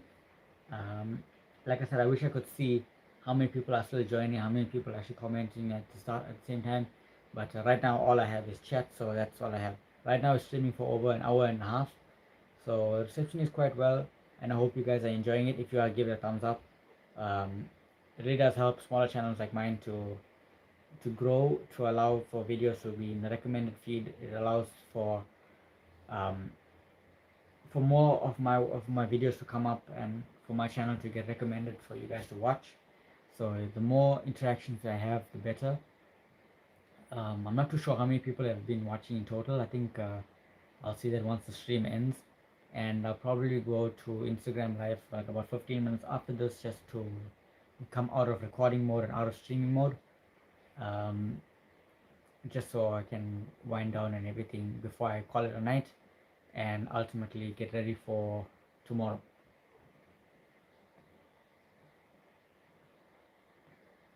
I'm not too sure if I mentioned that I did sign up for a TikTok account where all my YouTube shorts will be uploaded there as well to increase my social presence. I make dedicated shorts based on content that I make. So it gets posted to YouTube Shorts, it gets posted to Instagram Reels, and to now TikTok as well. The short video platform is actually taking over everything so far. Lots of people will prefer to watch a 60-second video just to get the gist of everything. Uh, in most cases, rather than an in-depth 20-minute how-to or something like that. How I base my videos is an in-depth topic for Fridays, which will be a dedicated video as normal. Shorts would be filler content based on what current situation is and what current projects are and what I can find or what to do, what I'm doing, if that makes any sense. So I'll have videos that will be lined up uh, for scheduled uploads, and and those shorts will be as I'm going. So if I'm, let's say I'm recording something today, I'll post it as a shorts. Uh, so yeah, that will be taken care of from there, and yeah, that same video footage will be uploaded to Instagram, whether it's my detailing page or whether it's my personal page, or it'll go on to TikTok as well, so that you can see from there. Thank you for all the videos you've been uploading. They've been very informative. Thank you so much for supporting the channel, for all the videos. That really does mean a lot to me, and to know that I can give back to you guys as much information as I can. I try to do as much research as possible before making a video so that I'm always as accurate as possible. Um, wherever possible, I try to do as much as I can prior to making the video, so I know what I'm getting myself into before actually just jumping in and just confusing myself even more. Question here: will changing the reverse lights to LED affect anything? It all depends on what type of LED you're gonna go, whether it's a canvas one or not. Generally, a canvas LED will be the best because it will not give you any errors. Um, Reverse lights, indicators, braking lights, parking lights, whatever, any type of bulb that's on the car, all goes through a bulb check. So if you do not have the bulb check canvas LEDs installed, it will give you a resistance fault that will ultimately throw the bulb failure code, which most people tend to ignore. Um, Ultimately, what it'll do, if it's too high of or too low of resistance or whatever it is, if it's not within spec of the bulb that's meant for the module to handle, and if it's not a canvas bulb or canvas LED, it will genuinely shut down. It will not even receive power to even light up, and that will be something that you do not want, especially if you uh, if it's a roadblock or police stops you or something and you don't want to do a vehicle check and that's not working, then you're obviously going to be in trouble. Which is why, for instance, I have not changed any of my taillights to LEDs. Even my parking lights are still regular halogen. All that I've changed is my driving lights to HIDs, my spot lamps to HIDs, and my bright lights to LED just to keep it consistent. But I am gonna change the bright lights to HID as well as install a light bar in front to get instant lighting while the HIDs are lighting up for the bright lights, which will ultimately give me as much brightness as possible when those lights are flicked on. Um, but in terms of my genuine driving lights, it's regular 6000K 35 watt HID kit. I am planning on changing up to a 55 watt ballast to bring the temperature down from 6000K to 5500, or I'll just change over to a 5000K bulb and step that down to a 4500 watt or 4500K bulb. If possible to get a 5500, then I can just step it down to 5000, because the higher wattage on your ballast is what causes temperature gradient. So if you have a 35 watt ballast, it becomes, and on a 6000K bulb, that's fine, it's 6000K. But if you go to a 55 watt ballast on a 6000K bulb, it becomes to a color temperature of 5500. That makes any sense. So yeah, I'll probably go to if I can find a 5500K bulb for not only my driving lights but for my spot lamps as well. Then just put 55-watt ballast, um, and just run that. The closer it is to the 4000K or to the sunlight beam color temperature, that's where you get the most amount of light. Anything cooler than that, what I mean by that is you can have a look by when I'm changing this lighting. This will probably be like a 6000K, but this will probably be more on the yellow side. So that'll change over from 4000 to 5000 to 6000 based on the temperature. So if that makes any sense. Um, Back to the question, will changing the reverse lights to LED cause any effect? Like I said, if you have to go for LED, it's best to go for one that has good light dissipation and good light output, as well as it needs to be a canvas bulb so that it doesn't give any error codes. So yeah, I hope I answered that question, and I hope it was as in-depth as it could be. Um, So yeah, thank you so much for the question. I do appreciate it. If there's anything else that you need to ask, the comment section is open, and I'll be more than happy to answer anything. So yeah, there's 4 people currently viewing at this point in time. I'm not too sure how many have been in total, but yeah, I'm streaming currently for over an hour and a half, and I'm just rattling off whatever questions I can answer, as well as whatever you guys want me to give feedback on. I hope the audio. I should have asked this question in the beginning, but I hope the audio quality is good. Um, Standard phone camera, standard phone microphone. Uh, so yeah, most of you guys have noticed I've switched over from using my normal DSLR camera for regular shooting to my phone camera, which is the Samsung Galaxy S10. I'm shooting in 1080p full HD at 24 frames per second. Um, I can bump it up to 4K at 24 frames a second or even 30 frames a second. But to keep it consistent, because sometimes I do use 2 cameras. I use my DSLR camera, which shoots in 1080 24 frames. Also, it shoots in 720 24 frames, 720 25 frames, and 720 at 50 frames. Will you change your car's Angelize color? Mm, at this point in time, no, because I actually like the way that the halogen angel eyes look. But if the opportunity arises, I can actually find a set of white angel eyes. I would do so, but currently the yellow angel eye bulbs actually just gives the car its personality, especially during sunlight hours from 5 o'clock in the afternoon to 6 o'clock or 7 o'clock, whatever. If I'm driving and I just have the angel eyes on, um, it illuminates it quite well. It gives the car its dynamic, aggressive look, and the viewing angles is of the light itself is very good. Where I noticed some LEDs, if you look at it from the side, you can't really see much because of the way that the bulb is showing out the light. But I would like to change up the color of the angel light soon. But I would, if I can find an RGB color changing bulb, I would definitely go for that rather than just plain white. So yeah, like I was saying about in terms of the uh, camera and recording situation, yeah, I use my phone most of the time. Most likely, it has a more solid, more uh, uh, crisp volume tone, whereas the built-in microphone on the camera itself just sounds a bit tinny. So I am looking to upgrade my camera setup for a while now, but other things have taken priority, like the channel itself.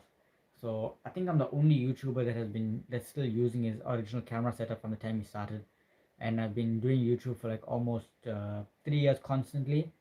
Uh, I think it was the beginning of middle of 2017 when I believe it was 2016 in July or June where I just uploaded my first videos. What I was doing prior to that was I just took the phone out. I had my Samsung Galaxy S7 at the time.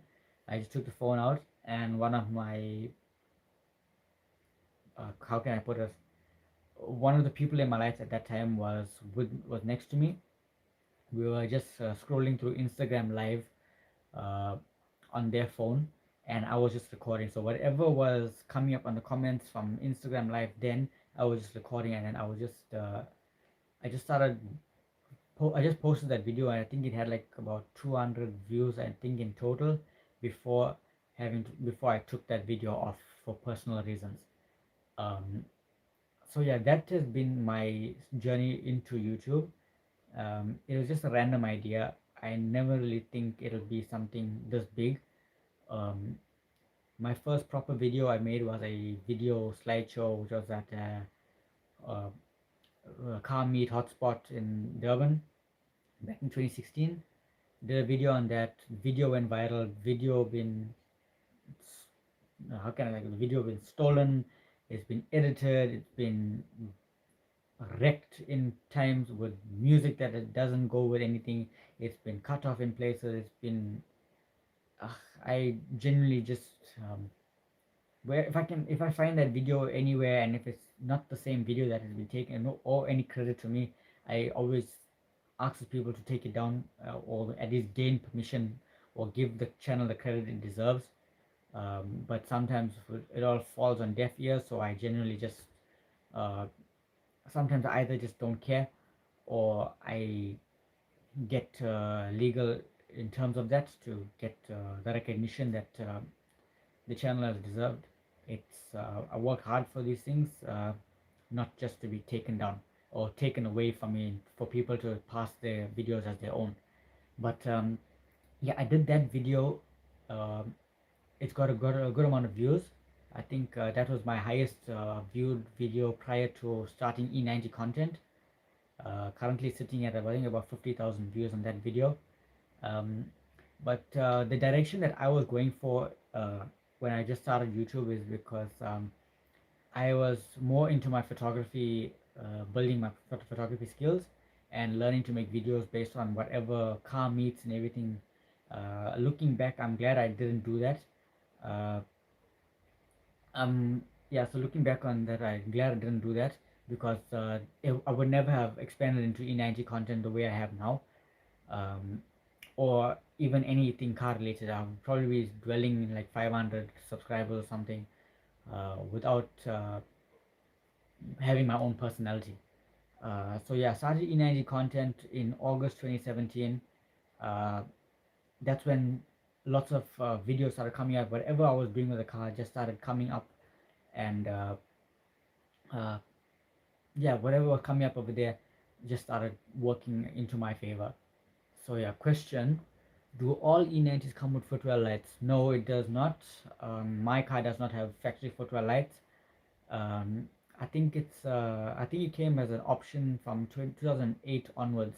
I could be mistaken on that, but I know if you have the advanced footwear, like it's FRM2, I believe, or if your car is spec'd with the um, expanded lighting option, then yeah, it does come with it. But generally speaking, if you have the sun visor vanity lights, you generally would have uh, footwell lights.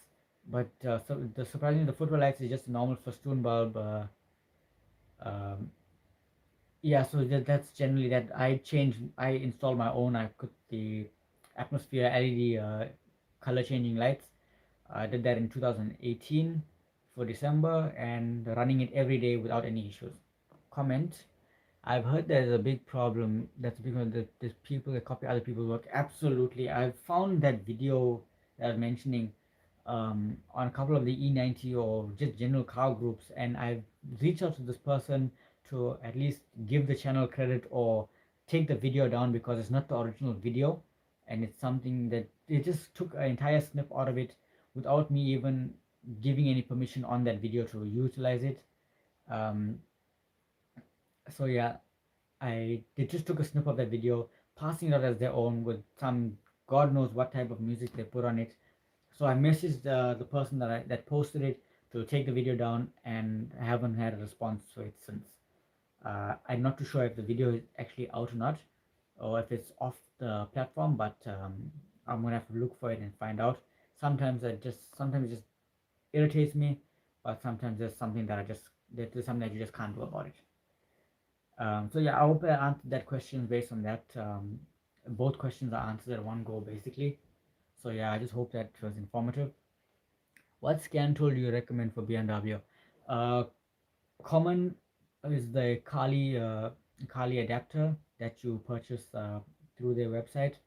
I'm not too sure what the pricing is based on currency, but once you get that, it's best that you pay the full app purchase, full payment app. You can use the free version, but then you can't do much coding options and everything.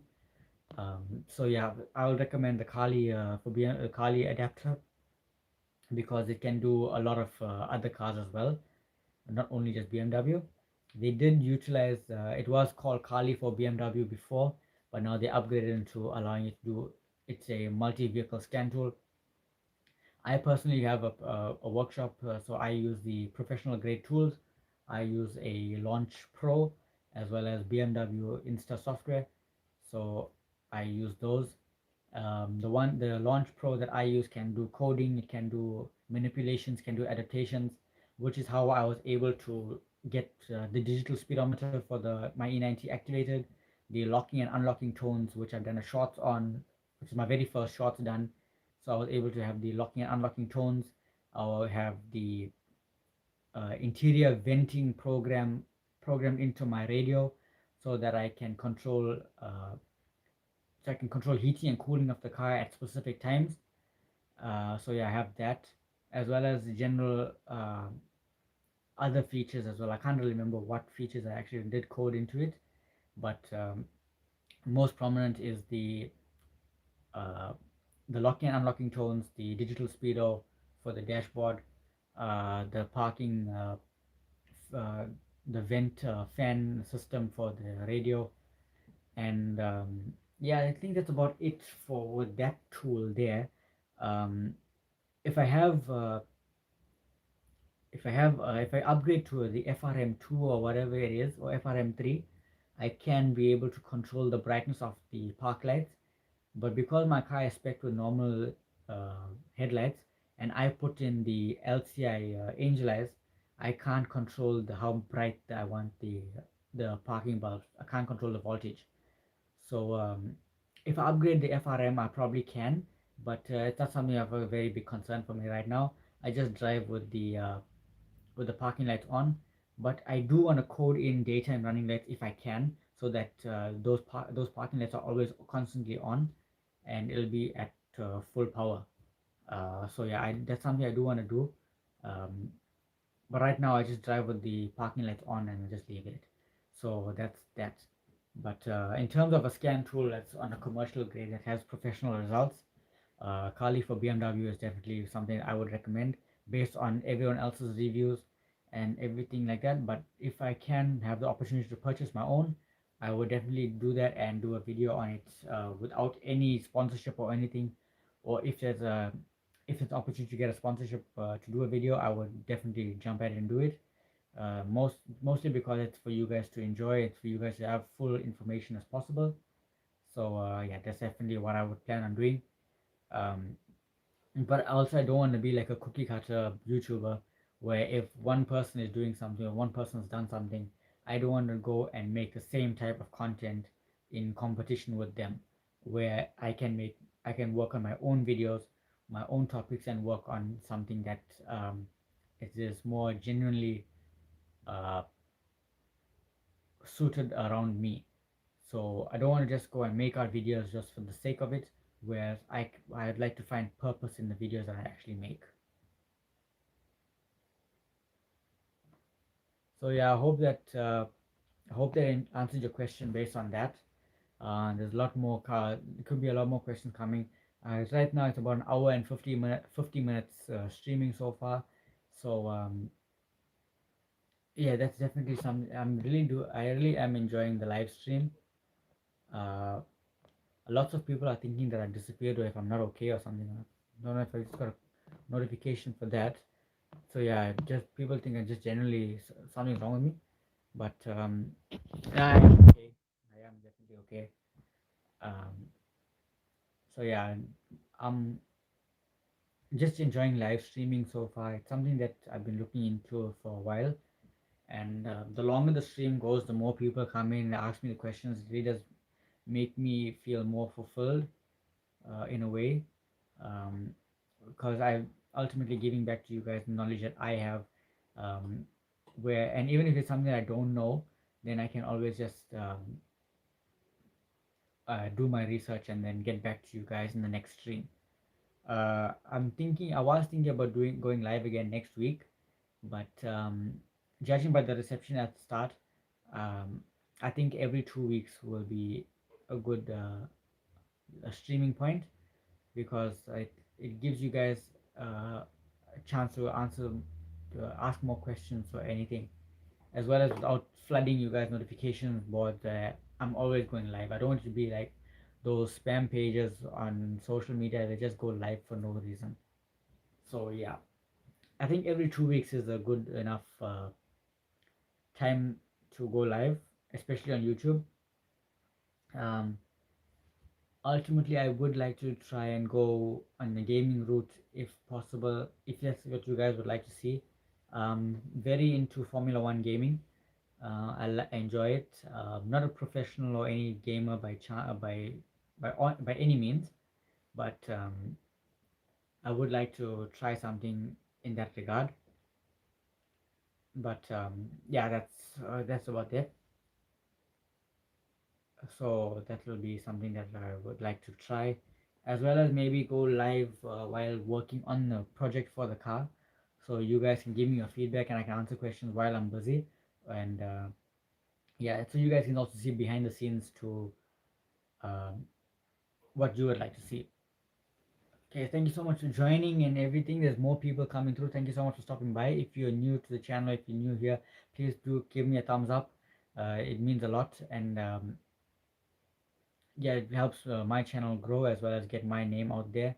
So I wouldn't be in this position if it weren't for any of you guys. So thank you so much for joining. I really do appreciate it. We're coming at about an hour and 53 minutes so far, so answering questions for a long time. I really am enjoying it. So whatever questions you have, I'll be more than happy to answer. I am currently feeling for some donuts, but random, but the taste just got into my mouth, so I just want to feel for some. I just feeling for something like that. Also, yeah, I'm a bit hungry. Um, I I'm thinking, and you let me know if this is something good. Um, I am thinking of trying to. I would go live, but with a twist. Uh, Eating the spicy ramen noodles thing and go live at the same time. So whatever reaction you guys see will be 100% genuine, and if that's something that you guys would be interested. I know it's nothing regarding this channel, it's nothing compared to what I generally make content on, but it'll be something different. Definitely something different. I don't know. I tried that once. Don't forget the ice water. I tried it with ice water. It didn't help at all.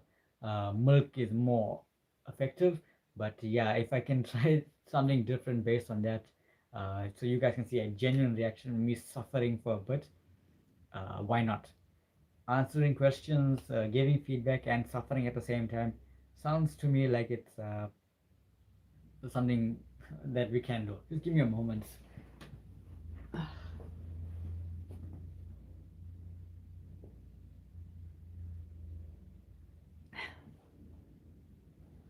Okay, that was needed.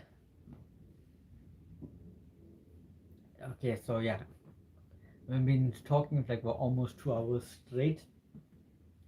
So yeah, throat needs to get sorted out. Um, in terms of other projects, I do want to incorporate more of my detailing aspect into the channel. If that's something that you guys would like to see, um, mostly it is customer cars. But if it's something interesting, if you would like to see that, I'll be more than happy to include that in the channel. Ultimately, it's more diversity into the channel as well, more wider topic, and not only is it dedicated BMW content, but it could be something for a satisfactory point of view, as well as for you guys to enjoy. I know detailing cars is something that I really enjoy. Um, it's been my passion apart from making YouTube videos for the past 4 years. I started in 2017. Actually, a lot of things happened for started in 2017 for me. 2018 was a bit of a bad year. 2019 was absolutely amazing. Then 2020 happened where the entire world was pressed on pause, and basically restarting life this year, 2021. So yeah, a lot of things happened for me in 2017, um, where I got into detailing, started a business, got the car wrapped, got my identity, and doing everything. In hindsight, I should have been doing it on camera, but with things being just a spur of the moment things, you just don't have time to plan anything. If you ever come to the US, reach out to me. I live in California. That's definitely a place I would love to come to. A lot of the YouTubers that I watch and everything are from California, and ultimately California is a place that I really would like to visit. Um, Also in the US, I would love to come to Boston, Massachusetts. I would like to go to Michigan, and yeah, California definitely on a bucket list for me to come through.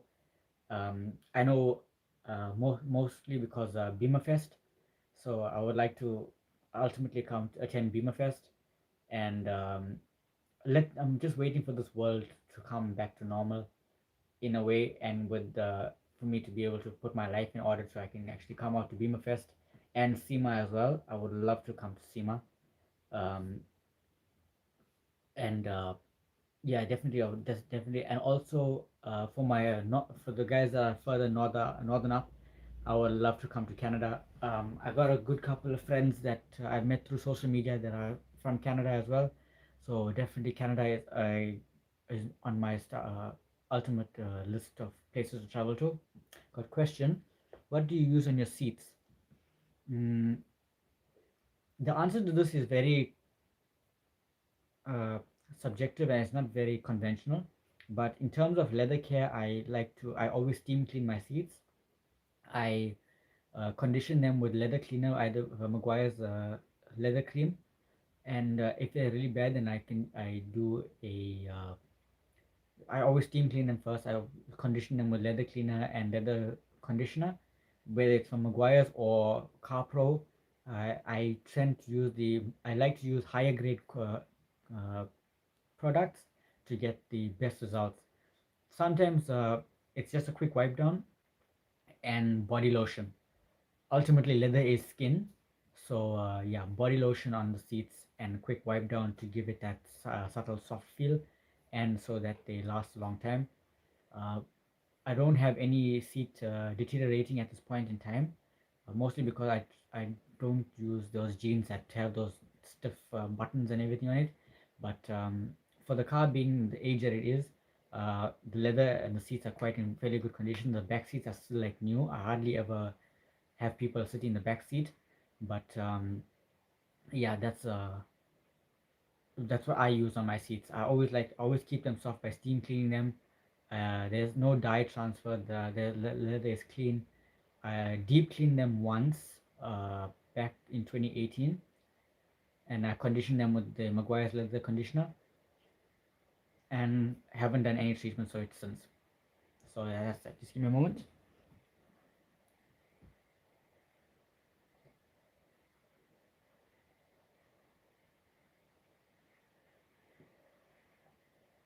Um, is Turtle Wax car care, Turtle Wax leather care good? I haven't really tried the Turtle Wax brand. The only thing from Turtle Wax I used was the on metal polish, and their price to performance is out of this world. Um, I know there's a lot of Turtle Wax products that's available, and a lot that if we can. But the thing for me is it's all ready to use consumer grade. Now, for me, being a professional detailer, if I can actually say I can actually assign the title to myself, um, I don't like to use commercial grade products because it's just single time use. Whereas for me, if I use the professional grade, it always can be diluted, it can always last longer, and the results are much more on a professional grade, which is what customers will expect. Now, for me personally, if I have to use consumer grade products and charge the prices that I am charging to clients, um, it really doesn't do me as an individual or my company as an entity any justice, because if I'm going to get the same results as any client would just they have to purchase it for himself. Yes, the results may vary based on a professional to a general layman on the street, but based on the amount of prep that you do, the cleaning process, and then the actual product result. But if I'm going to get similar results as that, I really do not wish to put that out, because it's more for me to say that how can I put it? I'd rather go for a higher grade product instead of just consumer grade, because I know firstly it will last longer. It's financially cost effective for me to purchase in bulk, as well as the results are much more on a higher grade. So I haven't really, in terms of the question, I haven't really tried out turtle wax leather yet, but in terms of for the car itself, I don't want to cross pollinate or cross platform in terms of product, because I know how one product works, and I would like to stick with that, so I know what actually I'm getting into. So yeah, I hope that answers that question.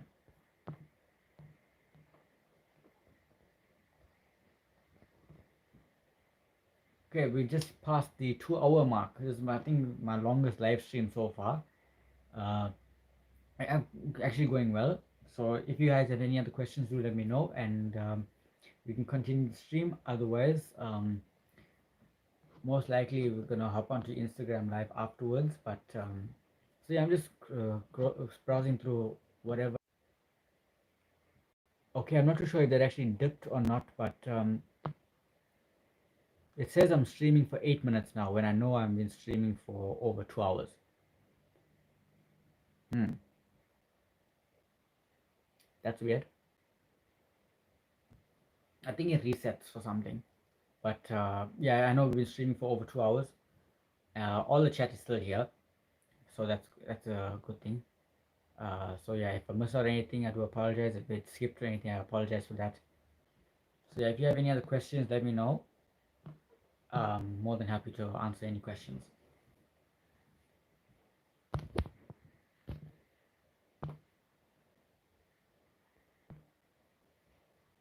Ultimately, the live stream is keeping me busy from just going into silence, into just regular, just normal watch TV or something like that. I'd rather be working on the channel in terms of in terms of giving back to everybody that's taking the time to watch me make videos or watch me give out information, instead of just lazing around or doing anything that's not productive. Um, I do like I am planning on doing a lot of exterior mods and possibly interior mods to the car, but they say a lot of things either it's either expensive, they either costs it's either unavailable, or sometimes I can put as much effort as I need to into a video. I'll put all the effort you can, but then that video just down. Uh,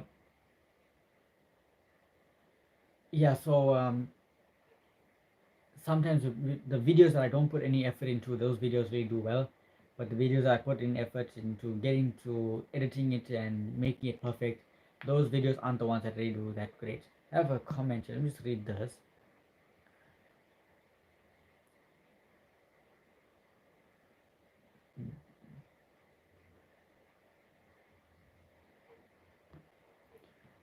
Yeah.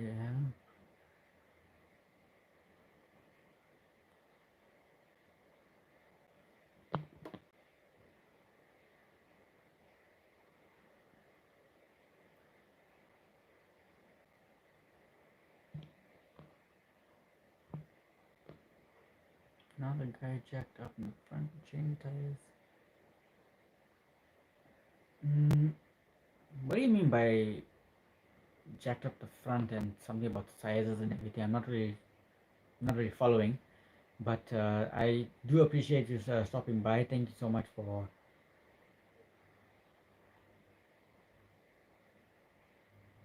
Mm, thank you so much for stopping and watching following the stream and everything. I really do appreciate it. Let me just read the comment properly.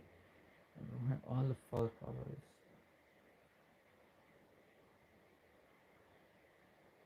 You're extremely slow. Um, okay, most of the times when those lights come on, it's because of alignment. It could be a faulty sensor. It could be a damaged wheel speed sensor. What I would recommend firstly is to disconnect the negative terminal, leave it for about 10 to 15 minutes, and then tighten it back up and try from there.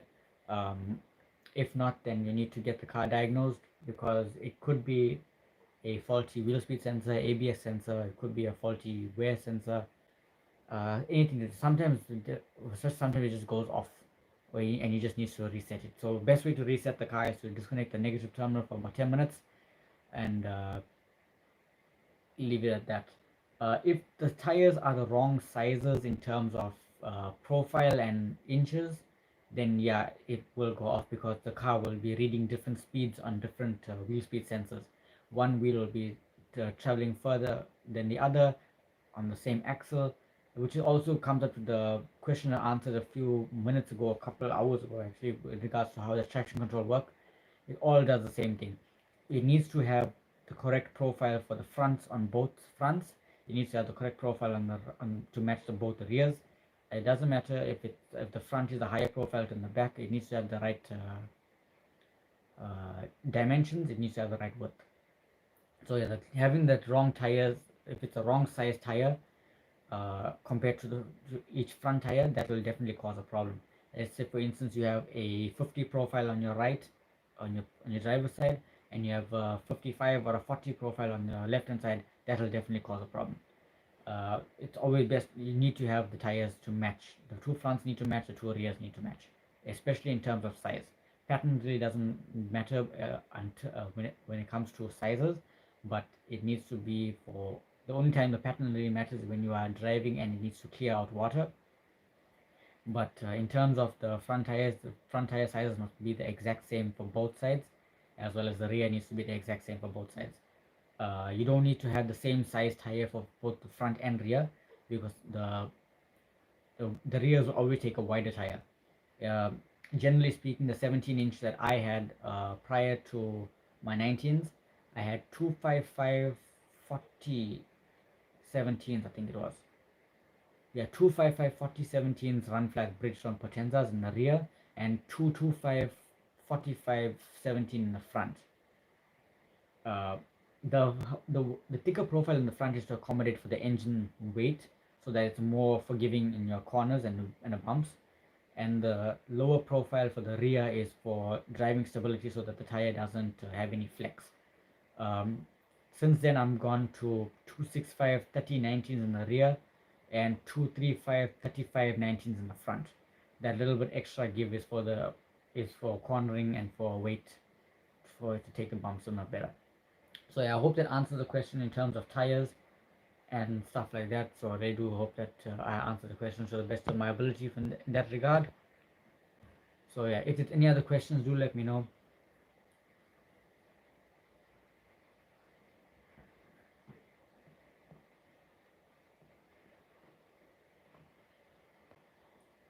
I'm just checking others from here. Currently, I have two viewers, and I really hope I answer the questions as much as I could.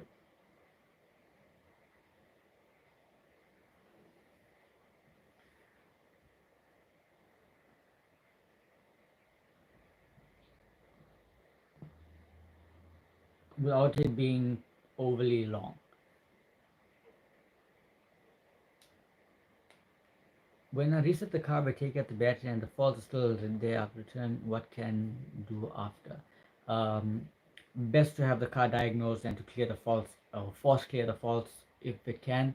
It'll point in the right direction, where you need to sort the car out, as well as you'll know exactly what the problem is.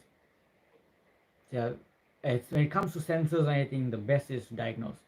That's always the best thing. You can follow my CCID video, which I have on the channel, so you can check out what the code means, and it'll point in the direction as to where to look from there. But in terms of a more accurate solution, you'll need to have the car diagnosed either through any scan tool, or any mechanic needs to sort it out. So yeah, I hope that answers the question for that.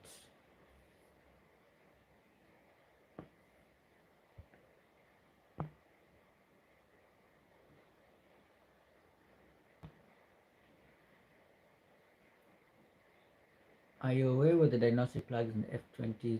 It's all on the OBD. The diagnostic port is always on the driver's kit panel. It's never gonna change. It's always there. Whether it's E46, E36, E90, or F series or whatever, it's always on the driver's kit panel above the bonnet release. It's always there.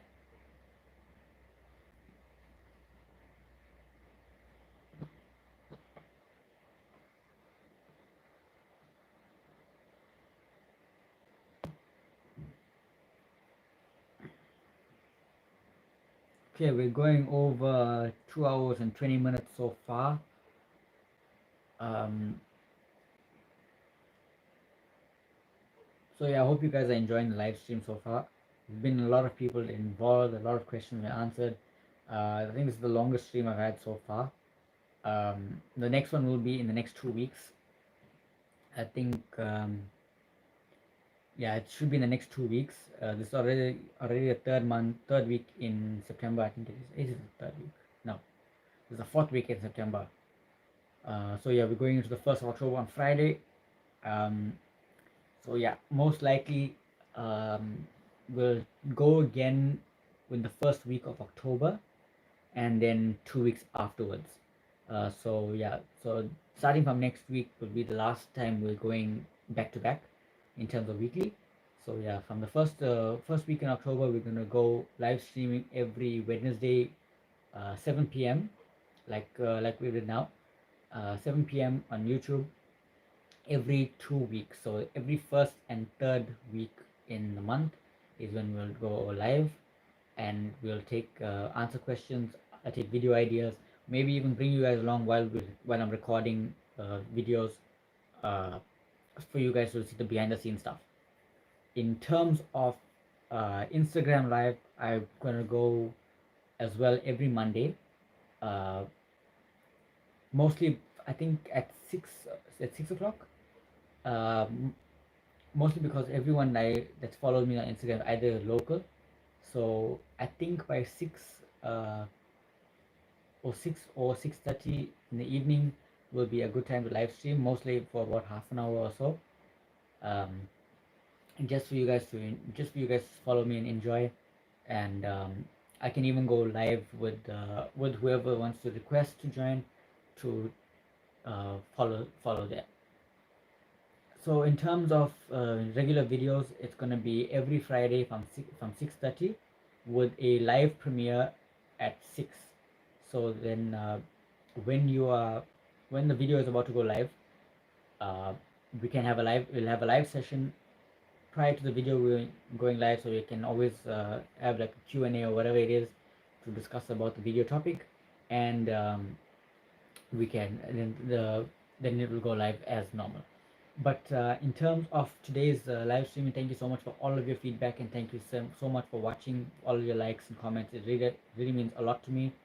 If you're new, please do subscribe. All the links to all of my social media is in the video description, so check it out. And thank you so much for watching. I have my video ideas that I've needed. Um, so yeah, I really do appreciate it. Thank you so much for watching. We're going over 2 hours and 20 minutes, 2 hours 25 minutes, I think it is now. The timer reset, so I'm not really too sure. So yeah, thank you so much for watching. It really means a lot, and I will see you guys in the next stream, which will be uh, I think it's the 4th of October. I think it is. I'm not really too sure, but yeah, the next stream will be in the first week, the first Wednesday of October, and then after the third Wednesday of October. So yeah, I really do appreciate you joining. Thank you so much for taking the time out from your busy schedule and your busy day to spend some time with me and to keep me company to talk about regular stuff. So yeah, I will see you guys in the next stream and also ultimately in the next video. Thank you so much for everyone to join and have a great day.